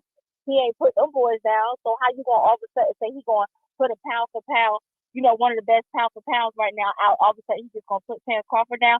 So I applied that same thought process with, you know, Pitbull, Cruz, and Tank. And he didn't want to get that man no rematch. So I feel like, yeah, Ryan Garcia, he stand a chance. I'm giving it 60-40. Okay. You know what I'm saying? So are you saying that Tank is ducking Pitbull for the rematch? I ain't gonna say he ducking him. I'm saying he don't want another day with him. All right, so fight that man again. All right, so it's official. It's official. Fee on the tube say that Tank is ducking. Tank is Tank is ducking. He didn't want to give no rematch. He didn't want to give no rematch to shut everybody up. He didn't want to shut everybody up, did he? I'm just saying. I ain't saying he ducking. I'm saying he don't want to give him no rematch. He didn't want down another day with him. That's all I'm saying. Hey, so okay, you ain't gonna say it, but I'm gonna say it for you. Now I am the #1 contender. I'm tired of James the Poodle, Grim Reaper, whatever you want to call himself, ducking me. All right, I'm tired of man driving around town in 8 Rolls Royces. He ain't fought nobody. I'm still in a bro hand. You feel me? Pitbull Cruz still in the bro hand. Hey, that puto decking me, SA. I'm telling you, I had him in the ring. I had him. He was running like a chicken. He was running the whole fight. He hit me with that uppercut, that weak ass uppercut. Hey, listen. When Tank hit AP, Tank, I this one I saw it. Tank caught Pitbull flush on the chin with the same uppercut he hit doggone Leo Santa Cruz with, and his head did not move. He like ate it and like kept coming forward, right? And I was like, he was pressing him the whole fight. And it was at that point when Tank caught him with that uppercut flush and Pitbull did not move. As a matter of fact, it was at that point Tank realized, you know what? I ain't fighting this nigga no more. Yeah, that nigga say he ain't fighting. I said, wait a minute, something wrong. Tank don't want to rematch the man. Then Coach Calvin was about to cry. Man, y'all gonna have to give it up to my youngin', man. My youngin' did what he had to do. First y'all say my youngin' knocked people out. Now my youngin' drug him out to deep waters, and my youngin' still got to win. And Floyd had to sit there and say, you know, let me just say this. You know, Tank's a great fighter. You know, all this other type of stuff. I mean, they had to cap that thing out. You know what I'm saying? Hey, shout out to Fee. Hey, Fee, thank you for calling, sis, man. Shout out to Fee on the tube. Duval County, stand up. Hey, Fee, boy. Hey, I can hear everybody from Baltimore calling in now. Now, that's it. That's it. Tank don't dunk nobody. I don't know. Listen, hold on. What's going on? Man, check this out, youngin. It's his old whole ass nigga over there, man, Coach Malachi, TRUMediaTodayUSA Boxing. This nigga said you ducking. He said you ducking Pitbull. I already put pause on Pitbull. I beat him already. Yeah, but they say you ducking the rematch. They say you ducking the rematch, dog. Yeah, tell that nigga he can't get on interview. Yeah, we gonna let him know he on the no-fly zone. He don't get no interview, none of that. That nigga say you were ducking Pitbull. I ain't saying Fee said it. Hey, shout out to Rick. Hey, Rick, I ain't saying Fee said it. I don't get mad at me. Get mad at Fee. Don't bring that smoke to me. I ain't saying it. You know what I mean? Hey, shout out to Jamie. Jamie, what's going on? What's going on? Hey, what's going on, man? Hey, Rick, I ain't saying it, dog. That's all I'm saying. You know what I mean? But anyway, Ryan Garcia, dog, I don't know, bro. Like, listen, I'm going to be honest with you. I'm going to put some money on Ryan Garcia. I'm telling y'all right now. I'm going to put some money on Ryan Garcia. Because you know, I saw something. I saw something. Listen, when I saw the looking, I had asked Joe. Go back and look at that interview of Joe Goosen, right? The last 30 seconds of the interview, I asked him a question. Serious as cancer. Who can make the average dancer hyper as a heart attack? Nobody smiling. Because you expressing the rhymes that I'm styling. You get what I'm saying? So check it out, check it out, check it out. I asked him. It was a sneaky question. But Joe a vet. He a vet now. He maneuvered it very, very smooth. I said, Joe, what kind of advice would you give if you wasn't training Ryan Garcia? He say, if I wasn't training Ryan Garcia. As a matter of fact, let me let you hear. Let me let you hear. Hold on, I gotta let y'all hear it, bro. Bro, it was sneaky. I tried to sneak one in there. Joe caught me with an overhand right though. I tried to sneak one in there, right? Joe had no caught me with an overhand right. You know what I mean? He had no caught me with an overhand right. I was like, yeah, I tried to come in there with the shoulder roll. Right? Joe, but by Joe been doing this since 1972. He came in there, he caught me with an overhand right. But Joe wasn't going for it. And I looked at him, I said, you know what, man? Ryan Garcia might have a better shot, might have a better chance than I, you know what I mean?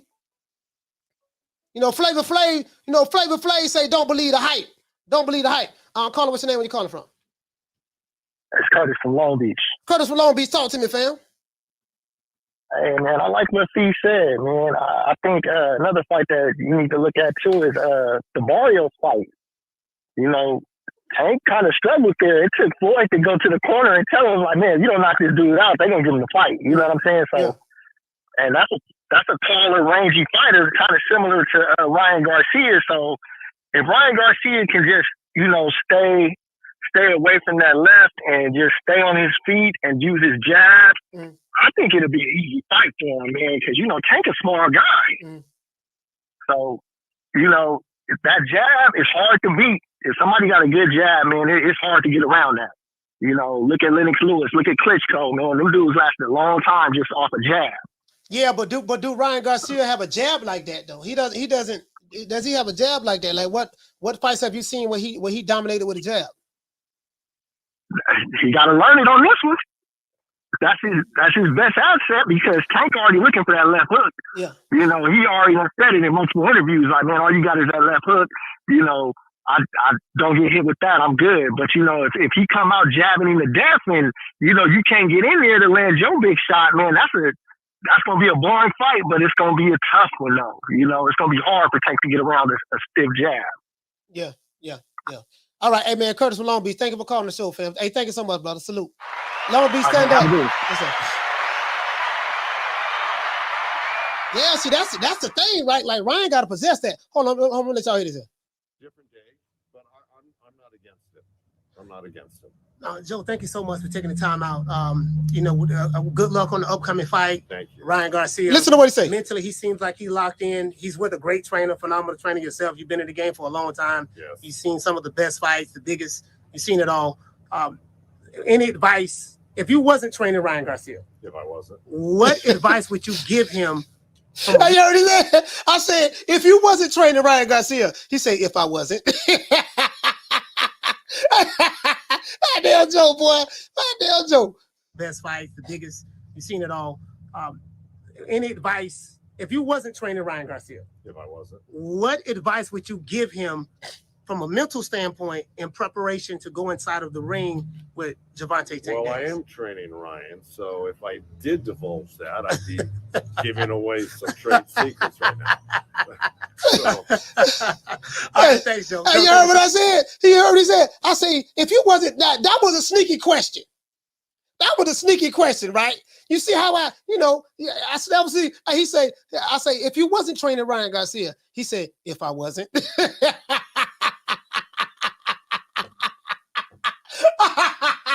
Man, Joe Goose is smoother than, but that dude's smooth. But he's smooth, bro. He's smooth, bro. And hey, it was at that moment, I knocked down 305. It was at that moment I realized, you know what, man? Something ain't right here, dog.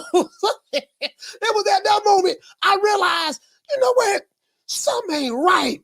That dude is highly intelligent, dog. He has a poker face and you can't read him. And I'm like, what if all this stuff, this tomfoolery we've been hearing online about Ryan Garcia coming in the gym 3 days a week, training himself at home. Even Ryan Garcia gave an interview saying he trained at home and he processed things differently. I said, what if all this a smoke screen? He said, if I wasn't. I said, what advice would you give someone like Ryan Garcia, to mentally prepare him to get in the ring and to fight Tank Davis? He said, well, I am training Ryan Garcia, and if I was to tell you that, I'd be giving away all of my secrets. So the men acknowledge that they have secrets. They have secrets. You get what I'm saying? They have secrets, fam. They ain't gonna tell us. If they tell us, it ain't a secret no more. If they tell us, yeah, I'm training hard, dog. I'm getting it in. I'm getting the butter from the dog. Let your enemies think what they want to think. If they already think that you're a YouTuber, you're a TikToker, even though Ryan Garcia is a professional fighter. You know what I mean? If they already think, oh man, you're a social media dude. You ain't no real fighter. You're a fighter turned social media guy. And I've said that several times myself. So I have been guilty of that. Hey, shout out to Dante. Hey, okay. Dropping that quarter over. Bam, dubbing your boy. Hey, Leroy. Super chat received. Playtime's over, boy. He said, Coach, Ryan starts to tire out midway throughout the fight from throwing a lot of punches. If he does that with Tank, it's gonna be hella bad. Yeah, I don't think he's gonna throw a lot of punches though. I don't think he's gonna throw a lot of punches, Dantes. You know what I mean? To be honest with you, I think he's gonna be economical. He's gonna be economical, timing and speed.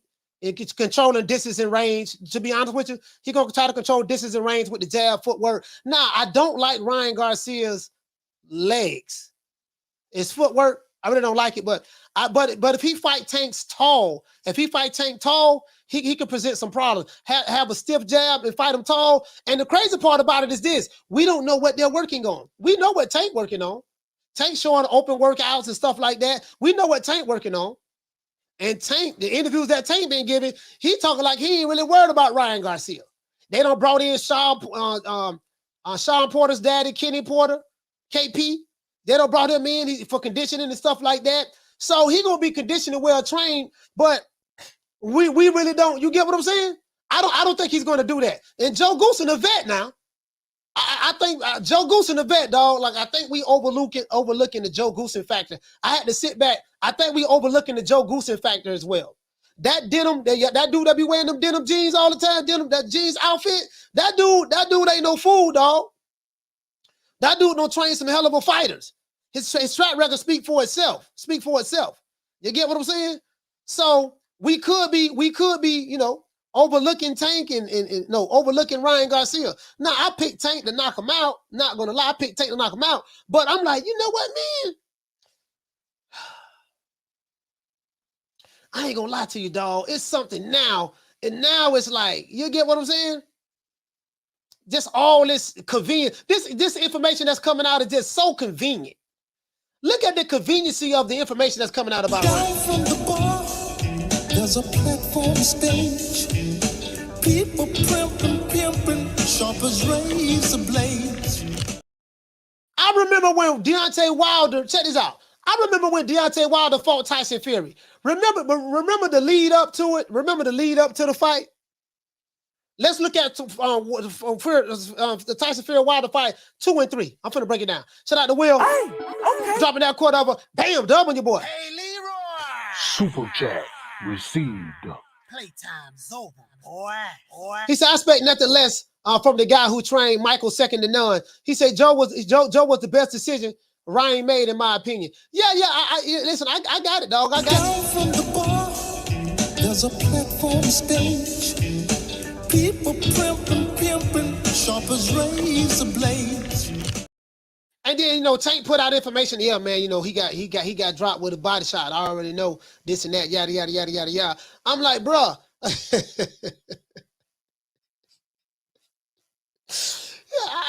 How do you know?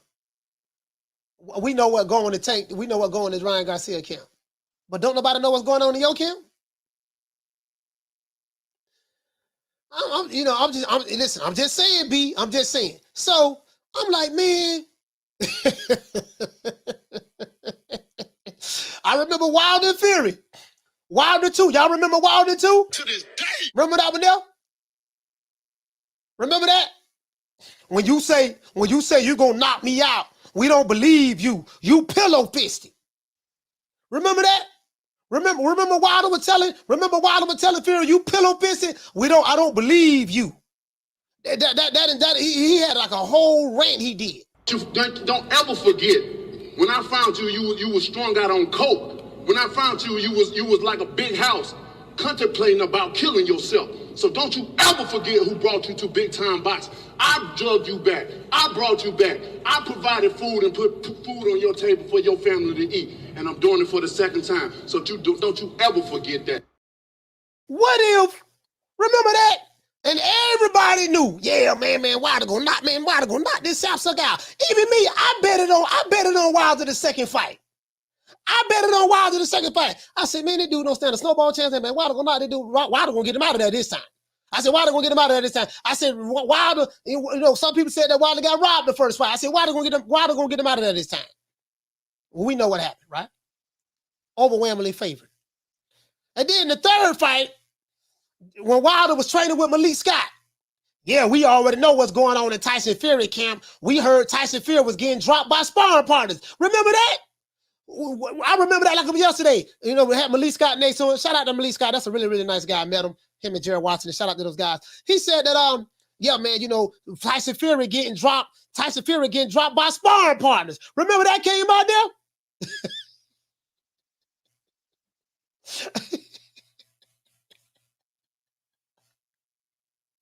Remember that?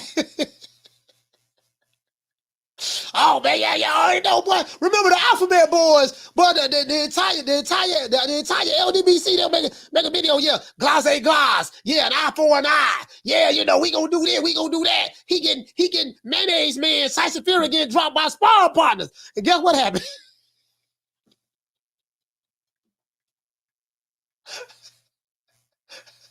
We got spies over there at Tyson Fury camp. We know what's going on over there. We got spies. We got spies over there. Yeah. So that's all I'm saying, fam. That's all I'm saying. Hey, Jamie. All I'm saying is, Jamie, that's all I'm saying, fam. I've heard this before now. That's all I'm saying. We got spies in the camp. Oh, you do, huh? What the spies telling you? The spies telling us he getting dropped by sparring partners. The spies telling us he getting dropped with body shots. The spies telling us he only training 3 days a week with Joe. The spies telling us Joe really fired. He ain't really working with him no more. I just showed you a picture of Joe goes to the gym. The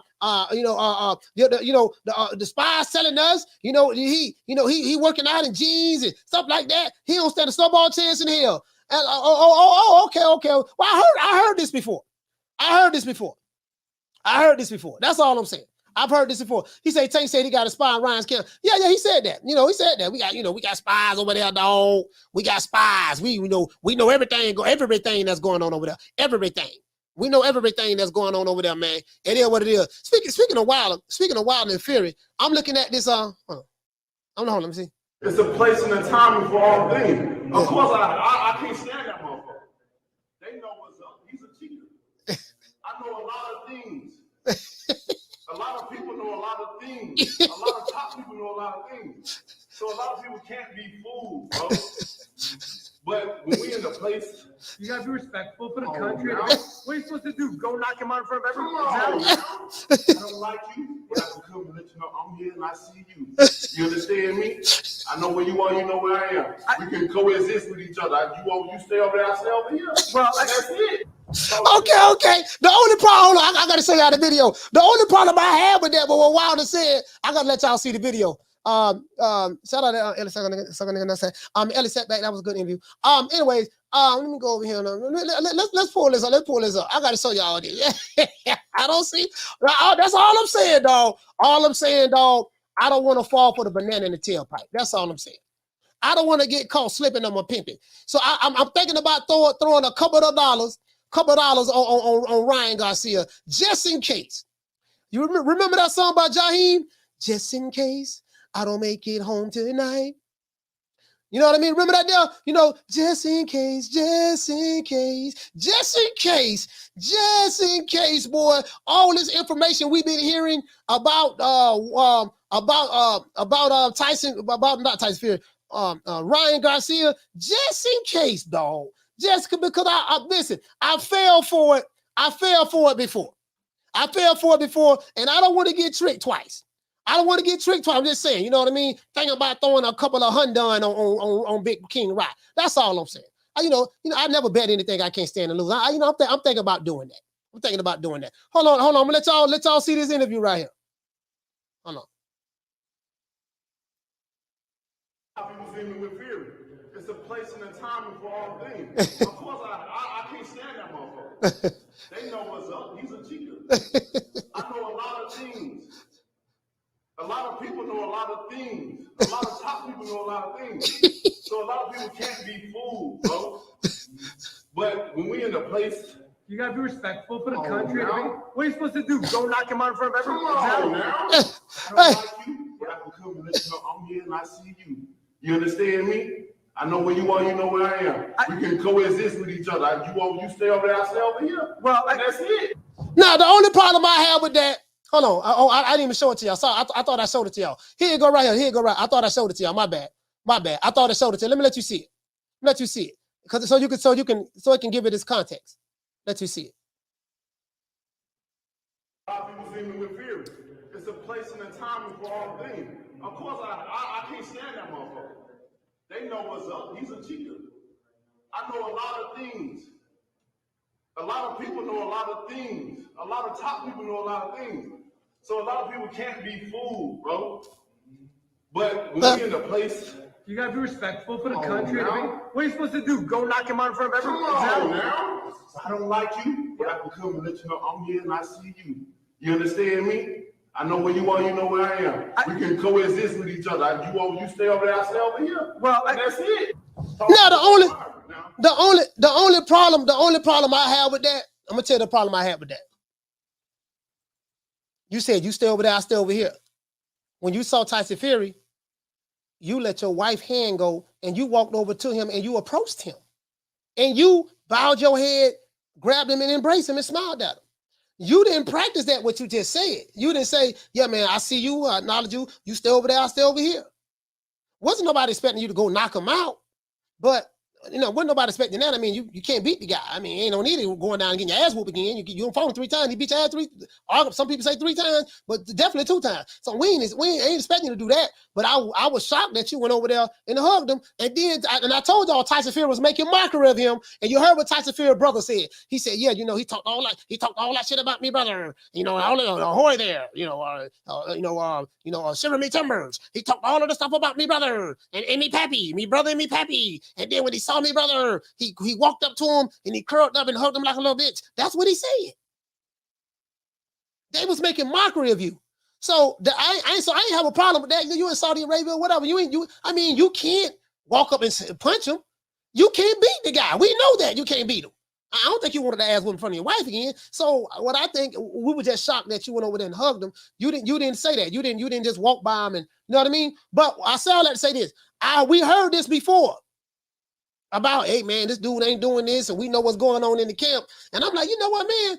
How we know? Shout out to Jack Hernandez. How we know they ain't just putting this? How do we know they ain't just putting this false information out there? Because this sounds like something I would do. This sounds like something I would do. Now, this a page out of my old coach Malachi Williams playbook. If I'm getting ready to fight somebody, I'm gonna put out a whole bunch of information, false information out there about me. Yeah, man, coach been drinking, man. You know, he been tricking with Big Booty Judy. You know what I mean? He was at the strip club with Big Booty Judy, and he was tipping her when she was competing on the one leg up contest, and he just got on stage, and Big Booty Judy was sliding down the pole, and she had fell. She was falling, and coach dived in the air and grabbed her, but didn't want her to hit the ground, and he hurt his back in the process. So he ain't really been. Like, I'm gonna put all that out there, bro. Let me tell you something. What I would do. I would like leak all kind of fake stuff out there about me, man. Literally. He got, he went to the doctor. He got arthritis in his left knee. You see what I'm saying? Arthritis in the left knee. So he ain't gonna really be able to push off that leg when he shoot the jab. So hoping that you'll just rush in there. Hoping you'll just rush in there. You get what I'm saying? Yeah, but Errol Wilder said, he said we know a lot of things. I don't know what he know. You know what I mean? I really don't know what he know. He say he know a lot of things. All I know, he got 2 albums. But anyway, what did he say? He said Wilder handled it right. I mean, Larry, listen. I think you're missing the point, my brother. Wilder could have just walked by him. I'm not saying he should have fought Fury. You can't beat Fury. Ain't no need of trying to fight him and get that ass whooping for the 3rd time. You know what I mean? But, you accuse a guy of trying to murder you in the ring, beating you in the head with metal. Still haven't showed proof of any of that. You say you got a dent on the side of your head, and you had an autopsy. You get what I'm saying? Nobody was expecting him to hug him. That's all I'm saying, fam. Nobody was expecting him to hug him. You get what I'm saying? That's all I'm saying. That's it. That's all I'm saying. You know what I mean? But if he want to, make love and all that stuff, then hug the guy who was beating your ass to death, with metal in his gloves, then so be it. You get what I'm saying? That's all I'm saying, my brother. I ain't, I don't want no beef. You know what I mean? I told you I had a fight with a nigga. I had a fight with a dude named Mike Rivers, right? True story. That nigga whooped me 3 times, dog. We fought 3 times. Guess what? I lost all 3 times. Me and him friends right now to this day. We friends right now to this day. But I'm saying I fought. He was too big though. He was like 5'9", 180 pounds. We were 15 years old too. I was like 135. Taller than me, bigger than me. I couldn't do nothing with him. But I fought him 3 times. Now he whooped me all 3 times. So if I would have saw him somewhere, and I did see him somewhere after that, right? I could have said, yeah, man, well, coach, you did the right thing. You know what I mean? Yeah, you did right. What you supposed to punch him? I was like, nah, I don't try that already. I got beat 3 times. So I don't think Wilder wanted to punch a guy who whooped his ass arguably 3 times already. So so I can relate. Boy. When somebody put that ass whooping on you, boy, I'm just saying, dog. When somebody put that ass whooping on you, boy, the last thing you want to do is punch him. Especially when they whoop you 3 times. Not 1 time, but 2 times, but 3 times. Shout out to JRG. Dropping that half quarter over. Bam, dub on you, boy. Hey, Leroy. Super chat received. Playtime's over, boy. He said, if you were sure a guy is a cheater, he said there is no respect to show. Yeah, that's my whole point. That's my whole point, fam. That's all I'm saying, fam. That's all I'm saying. Just, you ain't got to show him that respect. You get what I'm saying? Down from the bar, there's a platform stage. People pimping, sharp as razor blades. You get what I'm saying? You get what I'm saying? So that's all. Is Tank gonna win this fight? Let's talk about tomorrow night. Tomorrow night we have Shakur Stevenson. Shakur Stevenson fighting tomorrow night. How do you guys see that playing out? This guy, he's fighting pretty good though. He's pretty good. He's a pretty good fighter. How do you guys see that playing out? Shakur tomorrow night. I'll say let's look and see who all on this fight card. Let's go to ESPN right quick. Oh, you know what? This the video of Tank right here. Tank dissing. This a video of Tank right here. Tank dissing Ryan Garcia, saying that he lazy, and he say Ryan ain't really got no skills. Hey, shout out to Allen. What you say, fam? You said Yoshino is bigger and a puncher. Yeah. I know. I checked him out. Now this dude good, dog. This dude good. Hey, Dim Games, what to say? He said you were just playing possum, coach. No, I wasn't playing possum, dog. He beat me 3 times. And then they didn't fight. He was too big for me. You know what I mean? They got weight classes for a reason. You know what I mean? They got weight class for a reason. What you say? You say I see Shakur only beating underdogs. Oh, okay. So Abel, you feel like Shakur? You feel like Shakur fighting bums? But this bum been taking the easy matches, fighting other bums. So that's what you say. You see him only fighting underdogs. That's how you feel about Shakur? Interesting. Okay. All right. So Abel say he only fighting underdogs. All right. So what about Oscar Valdez? He said you're going to lie. I'm going to lie tomorrow. I'm going to lie tomorrow, fam. New era boxing. I'm going to lie tomorrow. Abel, what you say, fam? You say that UFC card stacked. I already know, dog. I already know that UFC card stacked. Hey, you know what we gonna do? We're gonna do something for a first time. We gonna cover three. We might cover all three. See, we might cover UFC, ESPN, and the DAZN card. Fuck it. You get what I'm saying? Shout out to L Hart. What did say, fam? You say you got to see how Shakur looks moving up, but I don't know anything about Yoshino. No, he's pretty good. He's a pretty good guy. He's a pretty good guy. He's a pretty good fighter. He's a puncher, dog. He's a puncher. Shout out to Yamas. What's going on, fam? What's going on? But I do get what Abel is saying. Abel feel like, hey man, this man ain't fighting nobody. This is his first fight, Abel, at 135. Let's see what he looks like at his first fight at 135. You get what I'm saying, Abel? And then you got to realize too, Shakur did try to fight Pitbull. Now remember, Pitbull was mandated. I don't know how you feel about Pitbull Cruz, but Pitbull Cruz is mandated. And he ducked the smoke. He turned it down. His dad went to talking about, so this ain't really Shakur's fault. When he moved up to the lightweight division, Shakur was mandated to fight Pitbull Cruz. Esau ducked the smoke. Hold on. Sneeze. Esau ducked the smoke. His dad went and talking about Shakur ain't a bigger star than his son. My son only fighting for belts. This and that. Just totally ignored the fact that, hey, if you fight Shakur, beat Shakur, your next fight will be a title shot. You get what I'm saying? So that's all I'm saying. So I don't know about that. You get what I'm saying? And then Cepeda, he tried to fight which one at lightweight? Jose Cepeda? Is that Jose Cepeda or William Cepeda? I be getting the Cepedas mixed up. Which one is the lightweight with Golden Boy? Is that Jose Cepeda that's at 135? Which one that is? William Cepeda, okay. Which one it was, William or Jose? I'm talking about that fight at 135. Who is the 135 pounder? What Cepeda that is? Oh, you say it's William Reyes? Okay, cool. All right, William.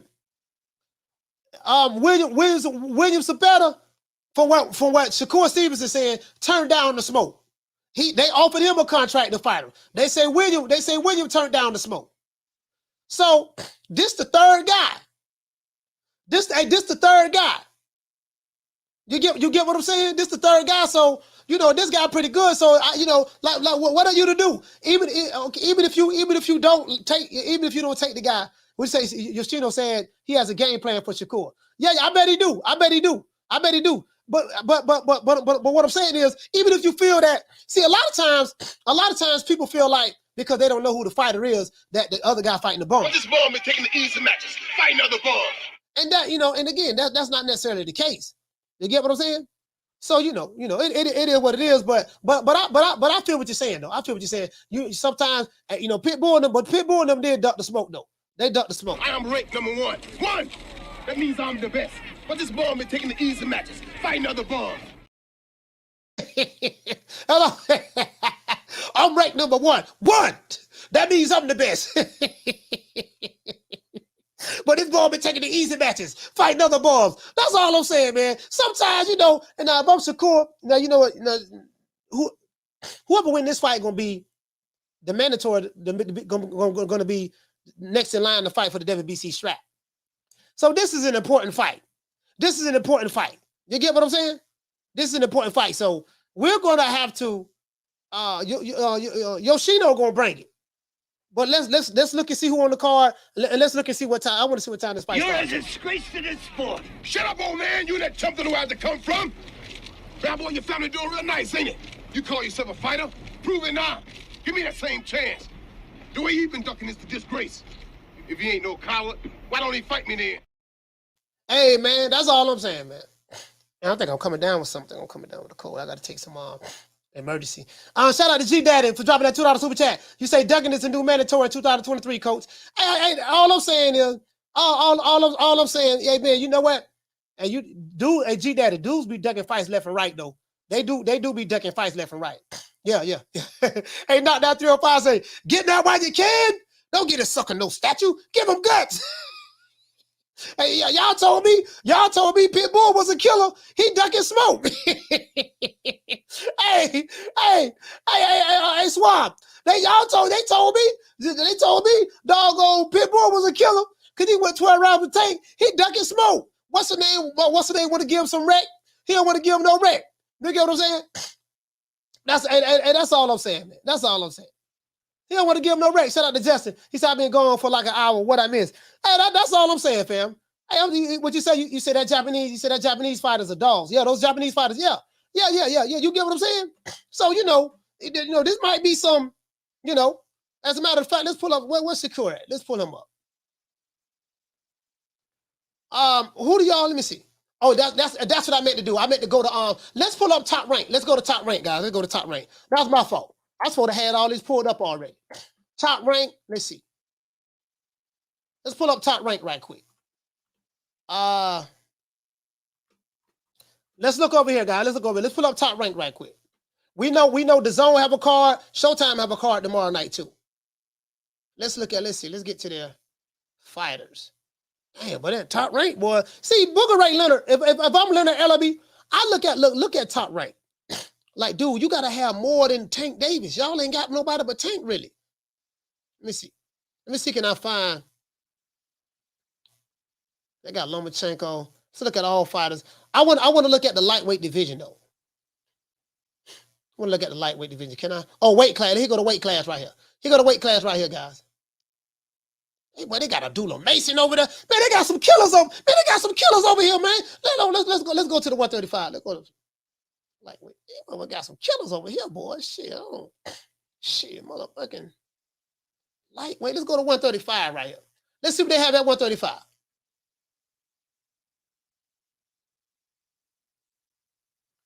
All right, there we go. 135. Now look at what they have at 135. They got Lomachenko, Richard Coleman, he washed. They got Raymond. Yeah, they got Raymond right here.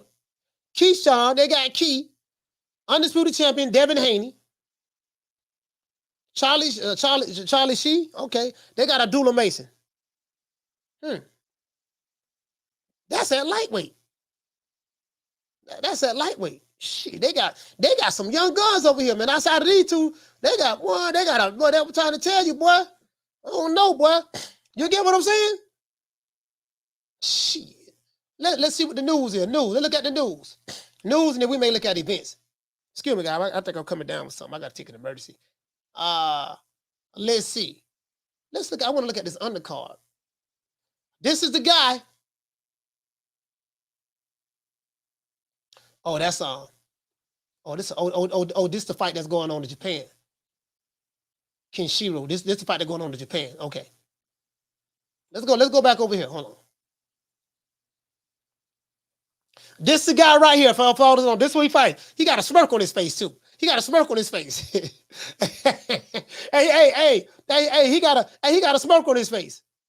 He got a smirk on it, boy. He looking like, yeah, this boy, what is it, boy? This shit gonna be sweet, boy. I'm trying to tell you, boy, this shit ain't gonna be what you think it's gonna be, boy. It said right here, guys, it said the king of Brick City is ready. And hold on, let me tell you something.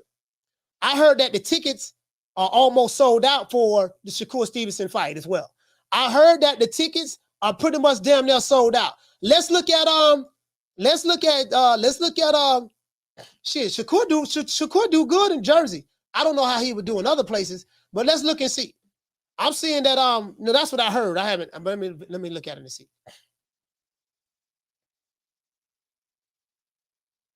Let's see what's up. Man, it's been sold out. Or is it still loaded? It's still loaded. It's still loaded.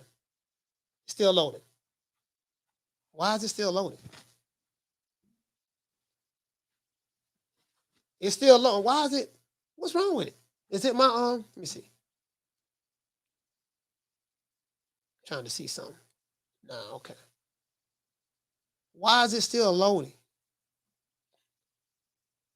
Let me refresh it again. Anyways, it's still loaded for whatever reason, so I don't know. We'll wait and see if it's still will it load up. But I'm hearing that this fight is sold out or almost sold out, something of that sort. This guy right here, this the guy he fighting right here, man. I don't want to play because he top rank don't be playing. Well, this their press conference right here. I saw the one with Keyshawn on there. Big baby on this card. This is a good card, bro. Bro, this is a good card.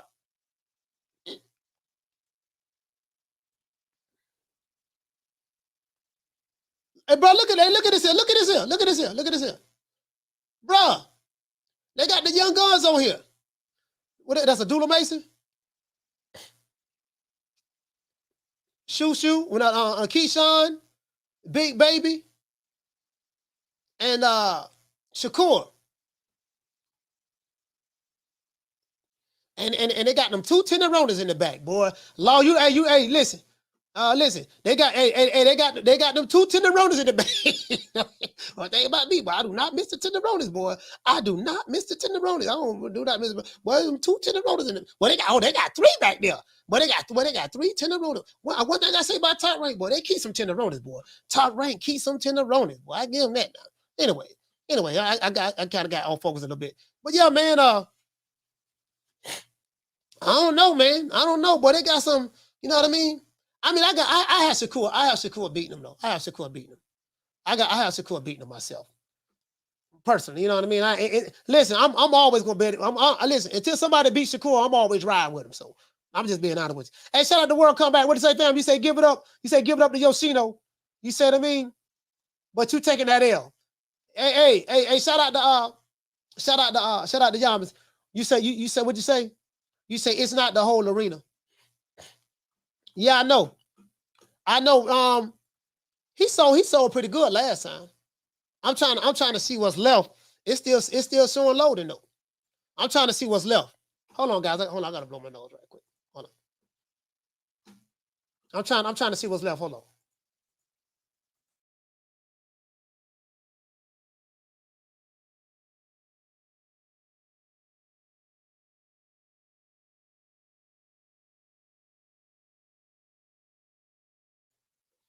I'm trying to see what's left on these tickets. You get what I'm saying? But that's a pretty good card, bro. I'm not gonna lie. And let's look and see. So that's the Top Rank card.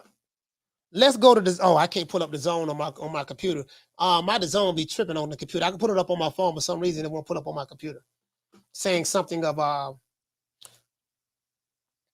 Hey, what did it say, Ron? You said I just tuned in, but if Spence Crawford does happen, does that leave one time? You say, where does that leave one time? The fight? Yeah, I don't know. I don't know, Ron. I don't know. You get what I'm saying? I don't know where that'll leave Keith Thurman. You know what I mean? So I don't know where that'll leave Keith Thurman, fam. So, you know, they're trying to make it happen, though. They are trying to make it happen. Caller, what's your name? Where you calling from? What's going on, man? It's Casino Light Prayers. Hey, Casino Light Prayers. Talk to me, fam. What's going on, man? I was going to on that card, that Shakur card. You know that you know Bruce Carrington, Shushu? Yeah, Shushu. Yeah. It's a nigga from the gym down here in Atlanta where I be going. He's fighting him. So I just wanted to shout him out. His name Brandon Chambers. That's who Shushu fights. He from Baltimore, but he be training down here. Oh. And, I just wanted to shout him out. Oh man, hey man, I appreciate that. What his name was? Say, Brandon what? His name Brandon Chambers. He fighting. Oh, Brandon Chambers. He was training out of Atlanta, but he from Baltimore. He used to be a Baltimore police, but now he a boxer. I see it now. I'm gonna pull it up right now. I see it right now. Hey, Casino, thank you for letting me know that. I'm gonna let him know, man. Shout out to what his name is again, Bruce. No, it's Brandon Chambers. He Brandon fights Chambers. Shushu. Yeah, shout out to Brandon Chambers. He fights Shushu. All right, Yeah, cool. he fights Shushu. I got it right here. I just Yeah. pulled it up. All Hey, right. shout out, man. Hey, let's get Brandon Chambers, man. Salute. Brandon Chambers, salute, fam. Hey, here you go right here, guys. This the undercard. Just in case don't nobody know what the undercard is, this is the undercard, guys. Hold on. So as you can see, we have Shakur Stevenson, he the main event versus Yoshino. That's as you see it right here. What it say? It's a lightweight title eliminator. So whoever win this fight is going to fight. Is going to be next in line to fight for the WBC strap. You get what I'm saying? The co-main is Jared Anderson versus George Arias. No, George Arias. Sorry about that. Under that, the co-main is Keyshawn Davis versus Anthony Yidget. You get what I'm saying? So this is the main card. So they have 3 fights on the main card.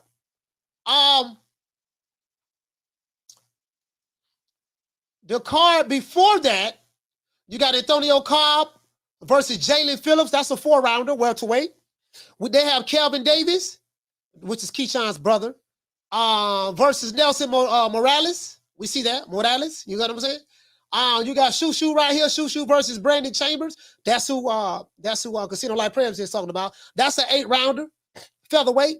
I don't know why I thought this was at a lightweight, but that's at the featherweight.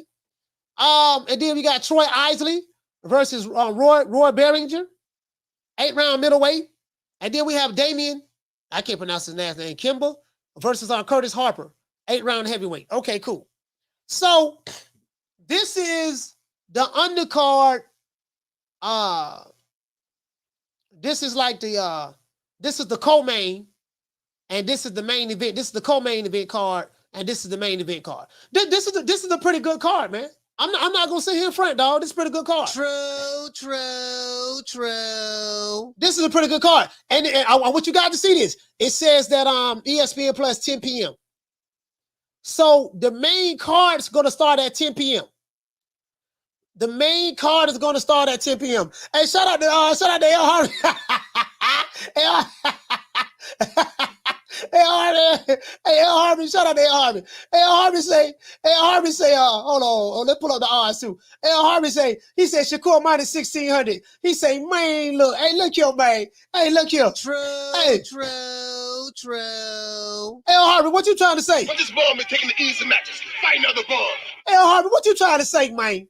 What you trying to say, man? So Shakur minus 1,600 favorite. So what you trying to say, man? But this ball been taking the easy matches. Fight another ball. Hey, listen, I told you, Pitbull don't duck the smoke already, man. I told you Pitbull duck the smoke already. What the man supposed to do, dog? Hey, Harvey, what the man supposed to do, man? The Pitbull don't duck the smoke already, man. He don't duck the smoke. They tried to make the fight with him. Mauricio Suleiman couldn't even mandate the man to fight him. What he supposed to do, dog? The man got to fight somebody. That's all I'm saying. Shout out to Bossy Jim. What to say, fam? You say love watching the blue chip prospects. My favorite fighters to watch. Hey, you know what, Bossy Jims? Them blue chip prospects, bro. Them be some hell of a fights. They be some hell of a fights, bro. What to say, Anthony? You say is Yoshino an upsetter? Nah. I think the only upset somebody gonna be is they're gonna be upset that they put money on Yoshino. True. Yeah, Yoshino in trouble. In my opinion. He's a good puncher, he's a good fighter, but in my opinion, no. You know what I mean? What you say? He said Keyshawn nice too. Yeah, Keyshawn is nice.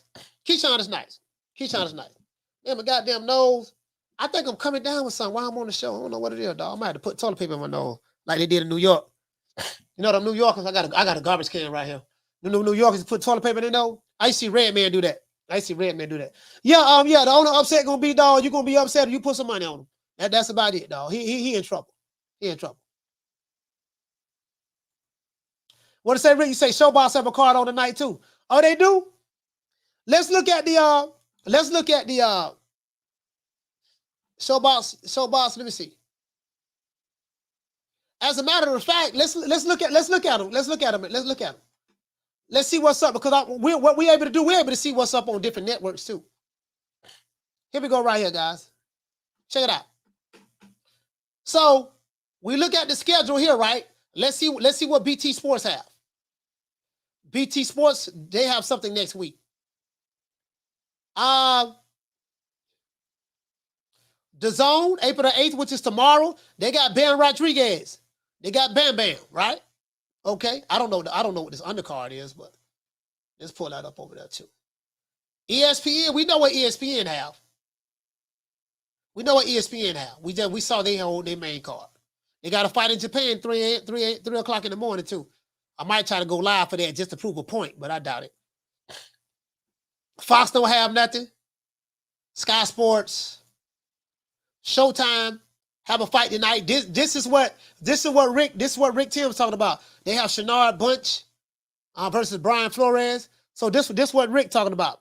And then tomorrow night they have Sebastian Fedora versus Brian Mendoza. You get what I'm saying? So it is what it is. It is what it is. It is what it is. I think we're gonna go back and forth with we're gonna call 2 fights tomorrow night. We're gonna call 2 fights tomorrow night. That's how we're gonna do it. We're gonna call 2. You know what I mean? We're gonna call 2 fights tomorrow night. You feel me? So we got some good fights tomorrow, dog. We got some good fights tomorrow. Like for real though. You know what I mean? So 16 to 1, huh? The odds is 16 to 1. Anybody betting any money on it? What you say? You say Jared 16 minus 16 to 1. Keyshawn 8. But this ball been taking the easy matches. Fighting other balls. Hey, hold on. What you talking about? Hey, you know what? We got to be fair, dog. We got to be consistent. You know what I'm gonna do? I'm gonna have to put some toilet paper in my nose, bro. Y'all hold on, man. I gotta put some paper in my nose, dog. My damn nose keep running, bro. Put that paper in my nose, man. My nose that down. I think I'm coming down with a head cold again, dog. Like, I don't know what the fuck this is. I had to put paper in my nose. Doggone, Harvey say, look here, man. Doggone, Shakur Stevenson, a minus 1,600 favorite. Keyshawn Davis, a minus 1,800 favorite. Jared Anderson, a minus 1,600 favorite. He say, man, come on, man. But this ball been taking the easy matches. Fighting other balls.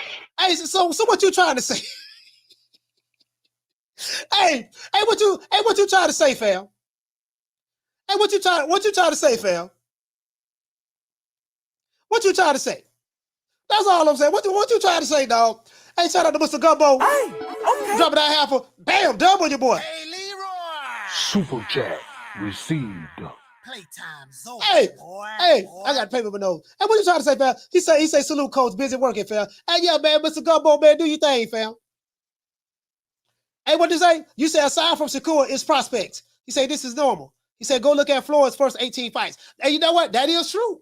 That is true, fam. You ain't Bossy Deals, boy, with you when you're right. True. Hey, goddamn, my shit no one out. Hold on, guys. Hey, Bossy Deals, I'm with you when you're right. When you got less than 10 fights and your first 12 or 13 fights, you ain't fighting no killers. I'm just, just being honest with you. I mean, those are the facts. Those are the facts. You know what I mean? What you say, Shakur? Plus, what you say? Plus 220 to stop him? Okay. And then the situation with Shakur, 2 fighters, Pitbull ducked him. You get what I'm saying? So, I can't fault him for that. Pitbull ducked him. And what to say, fam, you say this is an eliminator. This is the best boxing guy till he fights the top. Hey, but this is the thing too, CPT, check this out, fam. The only reason he's fighting this guy, Yoshino, is because, remember, Pitbull was mandated to fight Shakur Stevenson. The man ducked the smoke. Dog. So you get what I'm saying? And then what Shakur do? He say, look, I'm gonna reach out to Jose. I'm gonna reach out to William Cepeda. William, what's up? I want to fight you. Now, William Cepeda ain't no easy out for nobody. He reached out to him. Golden Boy was like, hold up, swole up. We ain't gonna make that fight right now. Golden Boy didn't say they ain't making that fight. You get what I'm saying? So Yoshino is the third option. That you know, now the other fighters, I get where you're coming from, but again, you ain't gonna be fighting no killers at first. What Keyshawn got what 7 fights? I think Keyshawn Davis is 7-0. You know, he ain't gonna be fighting no killers. Hey, shout out to Mr. Gumbo, man. Salute, man, fair for renewing the membership.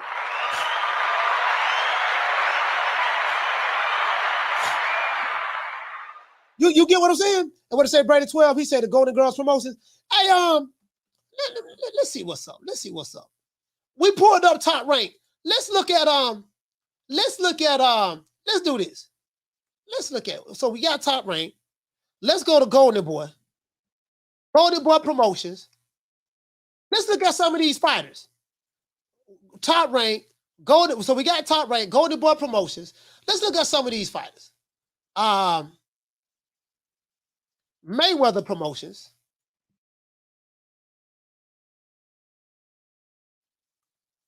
You get what I'm saying? Let's look and see what we have to look forward to. Of course, we have PBC. PBC gonna have to get them some young fighters. They're gonna have to try to build a roster. Well, they got 1 million fighters. If I'm Al Heyman, I trim the fat. I just keep me like a core, like maybe 20 fighters or 15 fighters, and be like the hell with it. Oh, I thought that my son was in that crowd.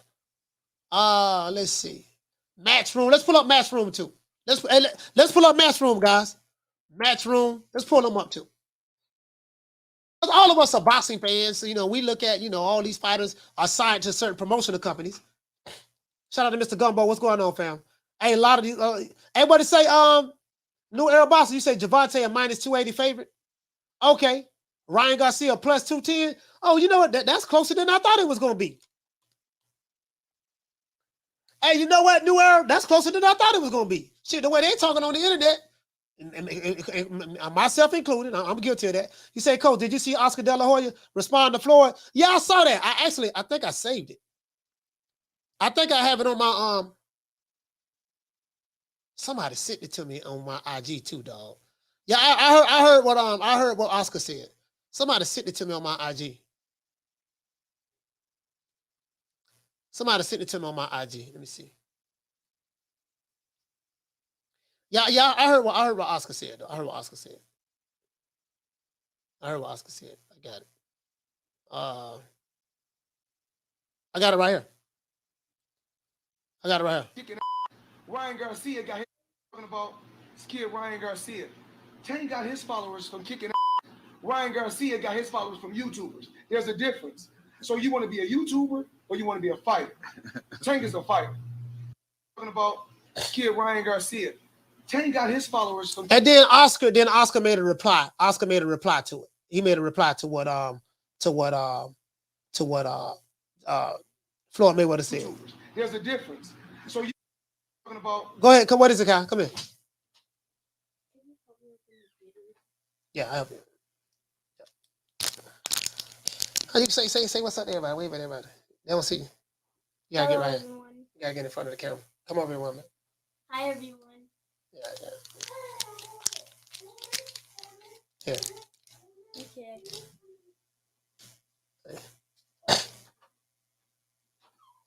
Yeah, that's my car. So I heard that what Floyd said. And then of course Oscar De La Hoya made a reply to it. You get what I'm saying? I mean, at the end of the day, it is what it is. So, I mean, Floyd promoting this fighter, but he's saying, Ryan Garcia built this following fighting, YouTubers, not fighting YouTube, but from you, his followers will come from the YouTubers. At the end of the day, I mean, what he's saying is Ryan Garcia has a casual fan base. He's bringing the casuals. You get what I'm saying? He's bringing the casuals. Hey, what did he say, Anthony? He said, "Hell, the young prince." Yeah, man. Hey, what did you say, Emily? You say springtime allergies? Yeah. That's Adrian Rain. Yeah, man. That's all I'm saying. Ryan Garcia got a casual. That's what he's saying. So, but I think they dismissing the fact that Ryan Garcia does come from a boxing background. He can't help it if he became popular with the casuals on social media. But it is what it is. Caller, what's your name? Where you calling from? What's up, Coach? It's inevitable. D Block, D City, D Ville, Floyd Mayweather. What? D Block, talk to me. Coach, man, the blasphemy there coming out of Floyd's mouth, man. He talking about, do you want to be a YouTuber or do you want to be a real boxer? What's he talking about, man? At the end of the day, he's like Oscar the lawyer said, using YouTubers to make money out of you. So what you get? What you complaining about, man? What you making a big deal out of everything, man? Why you trying to clown Ryan Garcia, the real king, the real deal, the Oscar the La Hoya field? Come on, man. You already, he just knows his boy's gonna lose. April 22nd, it's going down. We all know it's going down. Everybody knows they got a dead bottle shop. We know. Hey, D-Block, your phone going in and out, bro. I don't know what kind of phone you're on, but it's going in and out. Oh, can you hear me right now, Coach? Nah, it got worse. Oh, man, Coach. Okay, I'm going to have to make a remix. I'll call you back. I can hear you now. Oh, okay. So you didn't hear nothing what I said. So I wasted my, God. No, I heard what you said, but then it started breaking up. Yeah. So that's what I'm saying, Coach. Like, you know, it's inevitable. Ryan Garcia is going to knock out Tank Davis. Okay? It's inevitable. You already know this. So, okay, if you didn't hear nothing that I had to say right now before, then it's just inevitable. We know what's going to happen. All right? We know everybody's going to get lined up in a tattoo shop, and they're going to get that tattoo of Tank Davis' forehead. Now, this is what I'm going to tell everybody, because everybody keeps on saying what they're going to do. I'm going to tell you what I'm going to do, and I'm going to keep my word because I'm a man. Because my daddy grew up. He taught me how to be a real man. He said a man's word is all he got, son, no matter what, right? So I promise everybody in the community, if Tank Davis wins, I'm gonna get a tattoo of Tank Davis on my hand, right on my hand where everybody can see it, and say Tank Davis, the greatest lightweight champion of all time. Y'all hear that? You heard it, Coach. And I'm gonna take a picture of it, Coach, and I'm gonna send it to you. Okay, that's how I know Ryan Garcia gonna knock him out. What you think of that? Hey man, it ain't what I think. It's what you think. If that's what you want to do, so be. You better hope he knock him out. You better hope he knock him out, then. Hey, that's all I'm saying. No, I got see, Coach. I got faith in myself. Now, Caleb Plant went a whole different type of story. Okay, the guacamolean. You know, at the end of the day, he showed who he was. You know, nothing. But it's okay. You know, he beating scrap work. He beating Canelo's leftovers. But that's okay. Yeah. This is a real fight. And I have plenty of faith on my boy, Ryan Garcia. Yeah, he puts a little stuff out there on Instagram and on TikTok.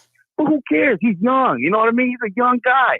You know, he's doing his thing. But I'm telling you right now, I already said it, guys, in the community, Tank Davis is going down in 9. Ryan Garcia will knock him out. D-Block, D-Town, D-City, D-Ville, Baltimore, stand up. Hey, man, I don't know about all that. Shit, I don't know about getting no tattoos and all that stuff there. You know, I don't know about that. What did they say? My ex turned 50 last year. She used to suffer from bad allergies her whole life. She got that CMOS. Yeah, I use CMOS. I use CMOS, man. I use CMOS. She said she got that CMOS in less than a year, was cured after 40 years. Yeah, I just, you know, I was fine today. This was on the show. It just seemed like I got my damn allergies messing with me, but I'm good though. I'm good. I'm feeling good though. I'm feeling good. Just a little allergy. That's all. I'm good. Hold on, guys. Let me call. What's your name? Where you calling from? This Coach Eddie. I'm out of Atlanta, Georgia. Coach Eddie out of Atlanta. Talk to me, brother. Yeah, I just want to compliment you. Furthermore, you're doing a great podcast. I've been following you a long time. I like your breakdown. I like your boxing knowledge. I like your style, brother. Just want to compliment you. Yeah, thank you so much, brother. I really appreciate that, Coach. Yes, sir. Okay. Second of all, I just want I'm not to change the subject a little bit. I just want to get your thoughts on this fight. I think it's gonna be an upset this weekend. I think Mendoza gonna get Fedora. Oh, I think it's gonna be another power. You know what? You the first person I heard say that. No, you're the first person I heard say that. You got Mendoza. Well, why you feel that way? Is it because Fedora don't utilize his jab? Why you feel that way? Well, I know the guy one of the guys that trained him to go to the camp with him. You know, he come to my gym when the old fellas. So me and him, we go back and forth about Fedora. Okay. I said, Fedora to me is nothing but an oversized Antonio Margarito. His success depends on his chin. Right. Because you can hit him. That's what everybody like to fight him. Yeah, you can hit him. And, Yeah, right they feel like all I can do is hit him. And Mendoza, I feel like we're gonna have him tomorrow. It's gonna be another Paul Williams versus Sergio Martinez. He's gonna catch him with a clean shot in the sleep. That boy ain't gonna last. That boy ain't gonna last long. Oh, boy, y'all heard that? Boy, wait, hold on, boy. I'm about to put a couple dollars on that one there, boy. Hey, you give, hey, Coach Eddie, man, I appreciate that, fam. So you know the coach, and you know his coach. I know. He used to be my coach. He's an old head, man, and me and him go back and forth. He's about 80 years old. He used to be my coach. But he was up in camp with Honduras when they were training for Lubin. And I told him then, I said, Lubin going for the knockout. He hit too much, man. Lubin going for the knockout. The same thing I think Mendoza. You know, once you see somebody get dropped, you feel like you can do it too. Yeah. You know, that's why everybody see Joshua, they feel like they can beat him now. Everybody see Deontay Wilder, so they can beat him now because they see once you see a guy get beat, it gives you more confidence. He's not. I will say this, Fedora, he's not defensively sound. Like he ain't really got no head movement. He just, and for him to be so tall, he negates all of that by wanting to fight on the inside. And I'm like, dude, man, like you can't fight everybody that way. He likes getting punched in the face. He's, you know what I mean, and you know. He tried to overwhelm you on the inside and stuff like that, but he don't know what defense is. He don't know what defense is. Well, the reason why he like to fight on the inside, he got that Jerry Hurd syndrome. He got slow hands. Yeah. On the outside, he's extremely slow. You can't hit on the outside too much. Yeah, Jerry Hurd the same way. He like to fight on the inside because he got slow hands. Yeah, I'm betting money on this. So, I mean, you know, I'm going to go too crazy on. I'm just saying, I'm seeing something right now based on that last Lubin fight. The punch he hit with the punches hook, and Mendoza has a great uppercut. No. I'm not gonna go crazy with him. I'm just probably put like $50 on it. That's all, you know. Oh yeah. Because he's like a underdog, you know what I mean? But I think Mendoza's gonna catch you, man. Gonna catch you. Might treat that boy tomorrow. All right, hey man, Coach Eddie, man, ATL stand up. Hey, thank you, brother, for calling the show, man. I appreciate that, fam. Yeah, I was on.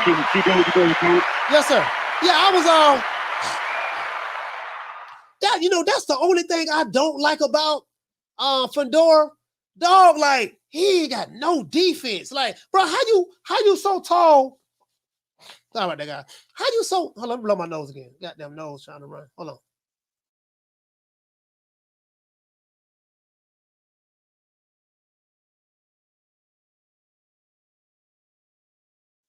Bruh, it's like you got all that height for nothing.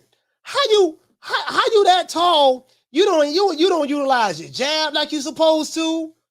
You negate whatever height you have and reach you have with the jab. This man got a 95-inch arm reach.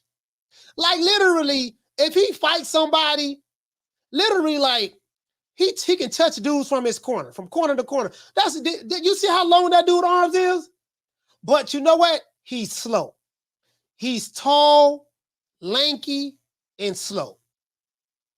He's tall, lanky, and slow. And Fedora dropped him. Erickson Lubin dropped him. Caught him with a combination. Followed it up. He went for the gusto, and he gave it his all. And we know what happened to Lubin.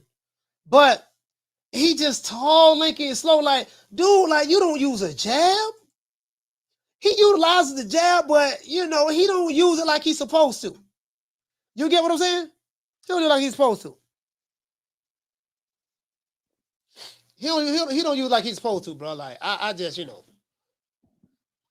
I'm gonna put $50 on Mendoza. You know what I mean? I'm gonna put $50 on him. You know what I mean? Because I've always felt like, I don't know about this fight, you know, if Mendoza come with the upset or anything, but I always felt like, I say, man, as tall as this dude is, and as much as he get hit too much, man. You say he pretty strong though, with good power. Yeah, he pretty strong, but yet still though, you don't wanna be getting hit like that. Ain't nothing cool with getting. Okay, put it this way. If you feel that, okay, if you feel Keno, yeah, man, Tank be getting touched up. Like Ryan can touch him up because Tank be getting touched up. Mario Barrios was touching him. You know, if you feel Tank get touched up, how do you feel about doggone Fedora? If you feel Tank be getting touched up, how do you feel about Fedora? I like Fedora now, but his style, I don't like his style is, man, that dude, man, you can't fight everybody like that. Caller, what's your name? You calling from? Hey, Coach, it's Jerry. Jerry from B-More, talk to me. I like Fedora, man. I really do. Well, what you're saying there is true. You would expect a tall fighter like that with that long of a reach to work behind the jab and maybe keep distance and stuff, but that's just not his style. And I'm cool with it because his style is an action style. He naturally is an inside fighter, which again, you would expect that maybe he would use his physical tools. That's just not his nature, and that's fine because he's a lot to deal with. I mean, the big motherfucker, he throws a lot of punches. Yeah. He can get them big arms bent and still do a lot of work. And man, he's a problem, man. He's a problem for anybody. I think he's going to beat the shit out of this guy, just like he's done most. He's a real problem. Now, having said that, it was clear in the Lubin fight he's not infallible. You seen Lubin got to him. Yeah. He got to him with that knockdown, and he was buzzed from that. So he's going to make for some really exciting fights. He may never box in a manner that's what his frame and height and length suggest, but I'm cool with it. I like how he fights, and I'd love to see him fight Jamel Charlo or any of the 54-pounders. I think he's a good test for any of them. High motor, lots of punches. He's got sneaky power, and he can fight. Yeah, but he eats a lot of punches though. He does. I wouldn't deny that. And he's not the fastest guy. I wouldn't call him a slow poke. Like he's a slow, super slow, but that's just not his game. We always talk about styles make fights, and that's his style, and it's proven to be real hard to deal with. I would love to see him and Tim Tszyu fight each other. I would love to see him. Yeah. I would love to see him fight. And I put it this way: if Fedora, if Fedora and Tim Tszyu fought each other, I would put my money on Tim Tszyu to knock him out. Like for real. I think that's a tough one. Yeah. That's a tough fight for him. I think I can see him outworking Tszyu, and I can see him, outworking him. But Zhu's a very heavy-handed puncher, and what's his name? Fedora, he does get hit. So that's a good fight. There's some great fights, and he's got the type of style for not only for those fights to be great matchups, but they're likely going to be great fights too. Yeah. Because win, lose, or draw against any of them guys, they're likely going to be good action fights. Yeah, you're right. He does have an action-packed style. Hey, Jared, thank you for calling the show, brother. Salute. Shout out to Jared for B-More. Yeah, Jerry is right. Jerry is right. He does. Fedora does have an action-packed style. My only issue is he ain't got no damn defense. And we know, man, in boxing, man, you can't fight everybody just eating punches and fight everybody the same way, eat punches. Yeah, he go on the inside. He like to smother and stuff like that and work on the inside. That's not his style. But, man, bro, let me tell you something, bro. Listen, if he fight Tim Tszyu, I got my money on Tszyu. I'm dead serious about that. That style ain't going to work with Tszyu like that. I'm just saying for me. You know what I mean? But I want to see that fight. I also want to see that fight. Caller, what's your name? You calling from? Coach, man, it's Casino Life Fred one more time. Casino, talk to me, fam. I want to talk on that Fedora, man. I'm with everything you saying before. What's his name? Jerry Carl. Yeah. I don't agree with Jerry. I don't believe Fedora is good, bro. He's just a freak of nature, bro. Like somebody gonna knock his ass out real soon, and we ain't gonna hear about this nigga no more, bro. He's just a freak of nature. He a side, so you know what I'm talking about? Yeah. I mean, don't like he can't fight. Yeah, people like him. He ain't got no defense, and he don't even. Huh? No, I say people like him because he has a fan-friendly style. The only problem I have is, you can't go into every game plan. I want to mix it up, and you hit me, I hit you. I try to overwhelm you. Like you're not gonna be able to overwhelm everybody. Like in some dudes, they're gonna be stronger than you on the inside, and they're gonna test that chin. And he don't have no defense. He like getting hit for some reason. He ain't got no defense, but like what you're saying, you're describing. You're not saying it, but you're describing somebody who's trash. He's trash. He just tall as hell, and he a freaking nature. Yeah. Because like, bro, if you like, I don't believe he can switch up and just work the jab. Like, I don't think his jab is better than a Charlo. Like, I don't think he that good. Like, I think he's really fooled for somebody. Like, Lubin almost had him, bro. Like, Lubin almost had him. Yeah, you know what I'm saying? Like, he beat Lubin up. Got good. Lubin fought the wrong fight for. He beat Lubin up. He beat Lubin up, but Lubin dropped him. Like, he hurt him. Like, the blueprint, like, I agree with the last one, the one who said you need to put some money. I don't believe he's going to lose to this dude, but I'm telling you, the PBC hold him to feed him to a specific person. They know he's not going to be the one. Like, and it's like, bro, he's so big. If he lose when he lose at 154, I don't believe he's going to be hearing about this dude no more. Because, bro, he going to get knocked out something serious. The way he fights, he going to get knocked out something serious. It ain't going to be no, like, bro, he going to get, bro, I'm telling you. But that's my opinion on him. But he is exciting to watch, bro. But that man is not that good. He just tall as hell. Like, I'm talking about, he a freaking nature for it. Yeah, he ain't got no. I like Fedora, but he ain't got no defense. Ain't that nobody can tell me that on that. But shout out to that's what Casino. I'm saying. Like, he gonna get knocked out. Yeah, salute, fam. Right. Shout out to Casino, man. Hey, thank you for calling, brother. Yeah, I listen again. And this ain't no shade to him, but I would love to see him in there with Tim Tszyu. I would love to see him in there with Jamel Charlo, of course. Yeah, I would love to see that. I would love to see that. I would love to see those fights.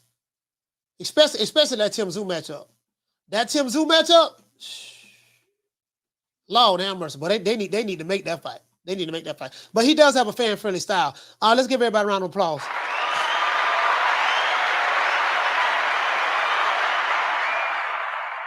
He does have a fan-friendly style. I do like watching him, but I can't deny what my eyes see. He's bigger than those other guys he's fighting, but I'm like, bro, this dude get hit. He get hit too much, bro. Like, he don't know what defense is. He don't know how to slip. He don't know how to like he don't know what defense is. I don't even really see him rolling with shots like that. Like, I gotta go back and look at some more fight film of him. But does he really roll with shots? What my dog? What Boxing Gyms? I know Boxing Gyms. I know he probably checked them out real good. Oh, there you go. Hey, Boxing Gyms. Does he really roll with his shots? Shout out to Ron J. What did he say? He said, but let's not act like anybody walking through Fedora. He has power. You're just not walking him down. No. You're not gonna walk. You're not gonna have to walk through Fedora. Fedora's gonna come to you. Fedora's gonna come to you. All I'm saying, Ron J, is this here. I've been watching a lot of these fighters, right? Like, fighters who just like to take punches. You get what I'm saying? He's one of those guys, the fight don't get started till he get hit. He like getting hit. And what you say, Boxing Gyms? No. Hey, Boxing Gyms, he don't roll with shots. So this dude gonna be getting hit flush. He hasn't fought the right guy yet that got that crack. You get what I'm saying? When he fight the right dude that had that crack, we're gonna find out what he made of. You get what I'm saying? He said people don't go to see Fedora to see a defensive display. Yeah, Sunrise, you totally missing the point. He said people watch Fedora to see a straight slugfest. Guess what? Guess what? He want to see a slugfest? Fine. That dude, listen, Fedora's not gonna have a long career in boxing. He's not gonna have a long career in boxing. He might end up with goddamn brain damage. But you're right though. People pay to see him have a slugfest. Huh, you hit me, bam, I hit you. Huh, you hit me, bam, I hit you. They pay to see the slugfest. Him trade punch. You're right about that. That's what they pay to see. True. Yeah, they pay to see the slugfest. That's that what they call what they like to call the Mexican style. You know what I mean? But I kind of debunk that. Mexican style really ain't just trading punches. Mexican style is Julio Cesar Chavez wasn't no punch trader. You know, he not working that pocket, slipping counter in the pocket real good, trap counters and stuff like that. But shout out to Alan R. He said, who do you think beats Fedora? Tim Tszyu. Tim Tszyu. Tim Tszyu. I'm telling you, bro, like, if that fight happened, I'm betting on Tim Tszyu. I'm dead serious. I'm betting on Tim Tszyu. Yeah. I'm betting on Tim Tszyu. Sure enough is. Listen, I'm dead ass serious about that. I'm dead ass serious about Tim Tszyu. I like Tim Tszyu over Fedora. Tommy Gunn say 2 more weeks. Yeah, 2 more weeks. We're going to have a super fight. We're going to have a super fight. What to say, Justin? You say anybody slick in the pocket, going to do him bad. Jesus Ramos. Okay. You think Jesus Ramos will take him? He said, man, I ain't even seen Fedora. And I'm giving him advice. Yeah, you can't, man. Yeah, all that trading punches, man. That shit, you know. I mean, it's a cool fan-friendly style, but you know, he said Mel will slaughter Fedora. What did he say, Rick? He said somebody like James. Oh, bro, listen. Jay Justin. Oh, bro, you took the words right out of my mouth. Somebody like James like South Tony. Oh man, he would have been breakfast, lunch, and dinner for James like South Tony. Oh, you gonna fight me in the pocket? And you ain't got no head movement? Oh, if I throw 10 punches, I'm gonna land 12 of them? Oh, okay. All right. Yeah, okay, cool. I want to say, he said, ain't too many slick in the pocket. No, yeah, ain't nobody really slick in the pocket like that. But yeah, I like Fedora. I like Fedora. He does have a fan-friendly style. All I'm saying is he ain't got no defense. I don't think nobody can argue that. He don't have no defense. And you know the thing about boxing, you better have some kind of defense. If you don't roll with shots, do you parry him? You know, he got a nice uppercut. He does have a nice uppercut. He has nice hooks, but he eating shots. He's been able to take those punches as of this point. But it's gonna be somebody who he fight. When he get hit with them hooks and get hit with them uppercuts, he ain't gonna be able to recover from that. That's all I'm saying. Yeah. All right. Okay. All right. Well, whatever. I ain't trying to convince you of nothing, bro. Whatever. Whatever you say, fam. I ain't trying to convince you of nothing. All I'm saying is that's just my analysis of it. You know what I mean? But it is what it is. Once again, it's on, man. It's our boy, Coach Malachi Williams. Y'all already know what time it TI is, man. We do have Shakur. I have Shakur Stevenson winning tomorrow night. I have all the favorites winning. That's why I didn't even do a poll. I have Shakur winning by decision. I have Shakur winning by decision. Maybe a late stopper, but I have him winning by decision. They might throw the towel in, but yeah, I have him winning by decision. I'm gonna give him a decision. I had Keyshawn winning.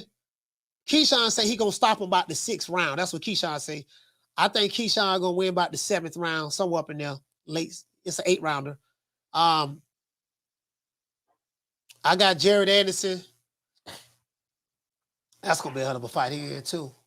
I got Jared Anderson winning by knockout, probably about the 4th. Nah, probably about the 6th round. About the 6th. I got Jared Anderson winning by knockout. Bam Rodriguez, I'm riding with Bam. I got Bam by decision. I got Bam by decision. It's gonna be a hell of a fight, but I got Bam by decision. Fedora and Mendoza. I'm gonna put $50 on Mendoza, just in case. I got Fedora winning, but I'm gonna put $50 on Mendoza just in case.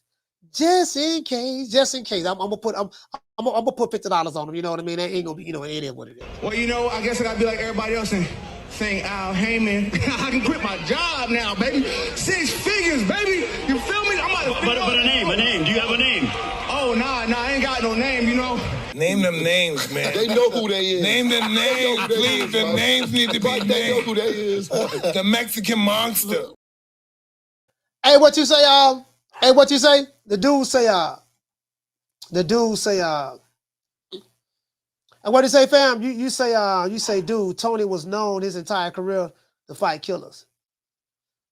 Yeah, I mean, bro, it'll be kind of hard to say anything bad about James Toney, man. Like, he got losses, but that dude right there is James Toney was a mug, man. You know, I would advise anybody just to look him up. You know what I mean? Check him out. I mean, he's the best inside fighter that I've ever seen. And you know, the best inside fighter I've seen. Well, okay, well, you know what? When I think of inside fighters, I think of Salvador Sanchez. Salvador Sanchez is one of my favorite inside fighters. The way he maneuvers in that pocket, Salvador Sanchez. But shit, Mike McCallum fight good. Had a good mid-range inside game as well. Mike McCallum was a motherfucker. He was pretty good. Mike McCallum was good. I love Mike McCallum. He probably was the best 154 pounder that I you know, in my opinion, that I've ever seen. Best 154 pounder. But James Toney, that dude, James Toney was special. James Toney was special. People talk about the shoulder roll. They talk about Floyd Mayweather. I like James Toney's better. James Toney to me did it better. James Toney, like you talking about a dude who was very, very fluid in the pocket, very fluid in the smooth like butter. Like James Toney, he never panicked. Like James Toney, like bro, like in order to be able to fight that style that James Toney fought, you gotta have good reflexes. You got to be able to have good upper body movement, and he had excellent footwork as well. The way he slipped shots, like he'll slip a punch by inches. He'll slip a punch by inches. You throw a punch at him, slip by inches. Be right in position to counter. Bap. He know which punch you're going to come with next from the counter. He'll dip down. So when you throw another punch at him, he'll dip down, bap, hits you in the body. Come back up, slip, bap, come up with an uppercut. Like literally, dog, that dude was so smooth in the pocket, bro. Didn't panic. Man, bro. I'm just saying, that's just my opinion. James Toney was the best I ever seen, the best pocket fighter. And I love a lot of the pocket, but I love a lot of those dudes, man. Archie Moore, bro, it's a bunch of them I love. But it was something about James Toney with that Philly shell, bro. It was just the way he did it, dog. It was just like poetry and art. Shout out to Boxing Jim. What did you say, fam? You said extreme comfort in the pocket. Yeah. Extreme comfort in the pocket. This dude said, Kazaki stops Tony. Yeah, I mean, that's your opinion. I totally disagree. So I totally disagree with that. James Toney's prime. Yeah, I totally disagree with that. Yeah. We just agree to disagree on that. Ain't shit you gonna say I'm agree with on that. So I shout out the new era. What did he say? He said Mike McCallum was a great fighter too. Yeah. Mike McCallum was a motherfucker. But Mike McCallum was a mug, bro. Mike McCallum was a mug. Yo, Duran, you're right about that. Inside game. Duran, you know what? I didn't forget about Duran. Roberto Duran, another monster inside game. Roberto Duran probably arguably was the best 135 pounder in boxing. Like throughout the history of boxing, probably the best 135 pounder. It'd probably be between him, maybe Pernell Whitaker. Pernell Whitaker was a bad boy at 135 too, though. Pernell was a bad boy at 135.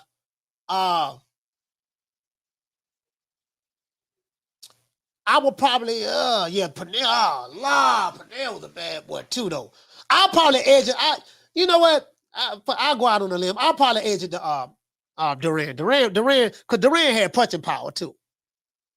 I'll probably have to edge that out. I'll probably edge that out to Duran. But Pernell, because me and my uncle used to argue this all the time. Hold on, guys, let me blow my nose.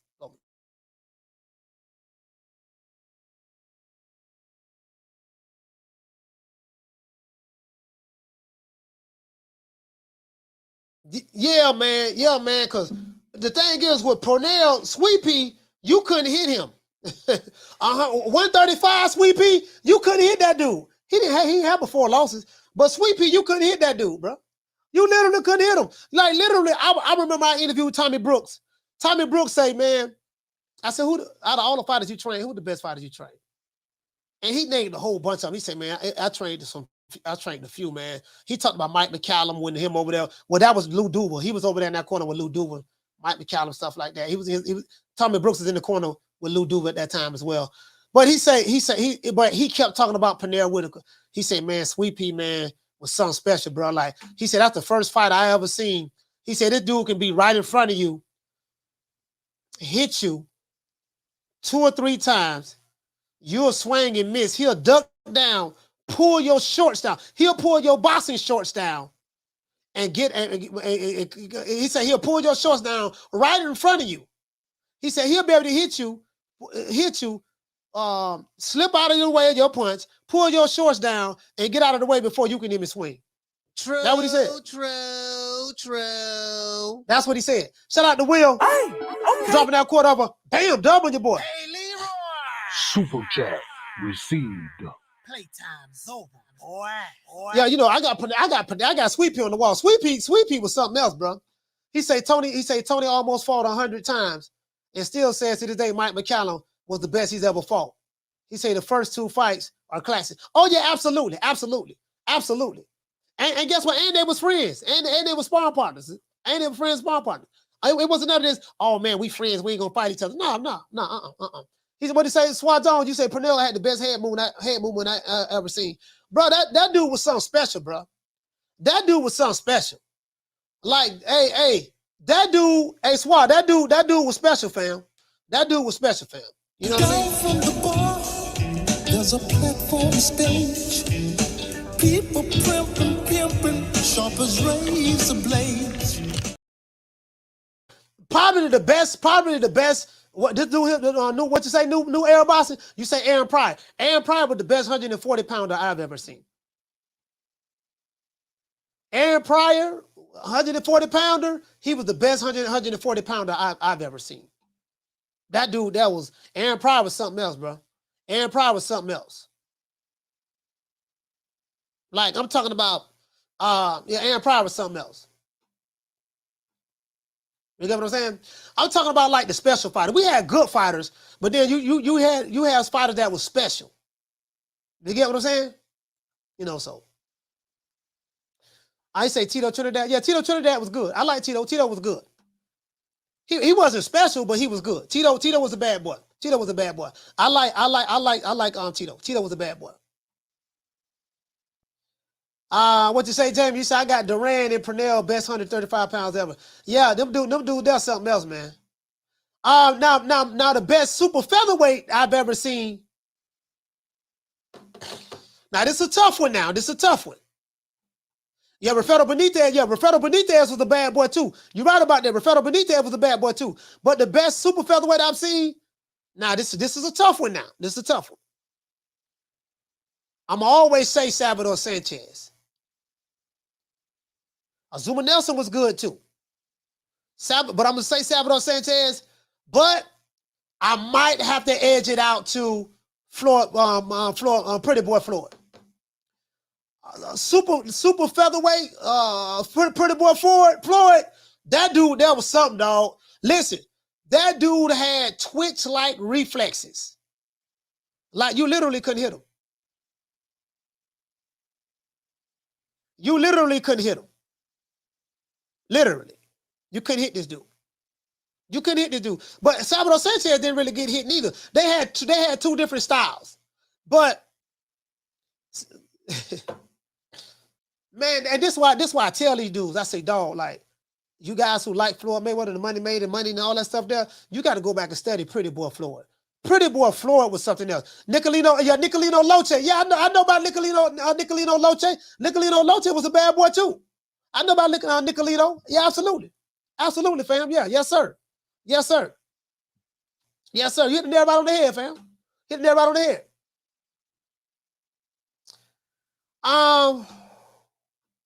Hey, what to say, Anthony? You said, yeah, early Floyd. Now he had too much speed. Floyd had too much speed. He had too much speed. And his timing is impeccable. Too much speed, timing impeccable, footwork was good.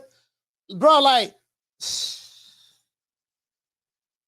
that dude, Floyd Mayweather, Pretty Boy Floyd was scary good. He was scary good. He was scary good. He was too fast. You couldn't time him. He was too fast. You couldn't time him. You get what I'm saying? But anyway, man, I don't want to keep everybody up, man. I like, bro. I like, bro. Let me tell you something, but we talking about some good ones, dog. We the Charlo twins. We known for calling everybody out. Please call these people out. Listen, the whole world's looking at you. Call these people out. What's up? It's the Jamal the Hitman Charlo. Let's get it. Who want it? Name them names, man. They know who they is. Name them names, please. The names need to be named. They know who they is. The Mexican monster. Mexican monster. Mello. He said, what did you say? Keita said that does super featherweight Floyd Pretty Boy beat super featherweight Tank? Oh man, that's easy. He beat him easy. Super featherweight Floyd and Tank at super featherweight, man, he'll beat the brace off. He'll beat the brace off Tank. Literally. He'll beat the brace off of him. That power he got ain't gonna help him against Floyd. Easy, yeah. It is what it is. You know, that's why I said you gotta go back and study him, fam. Go back and study him for real. You get what I'm saying? It is what it is. Hey, but you ought to know what time it is, man. Today is Tenderoni Fridays. Today is Tenderoni Fridays, man. Before we go, you know, we always got to say something for the ops, man. But before we say something to the ops, we got to thank Al Heyman for this. Well, you know, I guess I gotta be like everybody else and thank Al Heyman. I can quit my job now, baby. 6 figures, baby. You feel me? I'm about to But a name. Do you have a name? Oh, nah, I ain't got no name, you know. Name them names, man. They know who they is. Name them names, please. The names need to be named. They know who they is. The Mexican monster. He said, what about Willie Pep? Man, Willie Pep was a monster, man. Willie Pep was a monster. We definitely know that. This dude here said, you saying that like Tank ain't got skills. No, that's how you taking it. That's how you taking it. Take it how you want to take it. That's my opinion. You ain't got to like it or agree with it. I give 2 fucks. Once again, it's on, man. It's on today, Tenderoni Friday, man. Shout out to all the Tenderonis that's out there, man. It is what it is. Let's give everybody who called around shout out. Shout out to Raheem from DC. Shout out to Sean from Duval County. Shout out to Fee from Duval. Shout out to Curtis from Long Beach. Shout out to Casino Light Press from the ATL 3 times. Shout out to D Block from Dallas. Shout out to Coach Eddie from the ATL. And shout out to Jared from B-More. Yeah, man, it is what it is. Once again, it's on, man. Today, Tenderoni Fridays, man. You ought to, yes, sir, man. Once again, it's on. It's our boy, Coach Malachi Williams signing out. True Media Today USA Boxing. We will be going live tomorrow, man. We're going live for the fights. So turn on the notifications, be on the lookout, share this video, let everybody know what time it is. We make it do what it do over here, Coach Malachi Boxing. You guys are the family and the ops. You know how we feel about you guys, so it is what it is. See you guys tomorrow, 3 o'clock. No, not tomorrow. Tomorrow night. See you guys tomorrow night. But I do have a video dropping tomorrow. Be on the lookout for that. See you guys tomorrow, fight party. You know my motto. Don't meet me there, beat me there. Peace. Man, I'm out of here, bro. Let's go.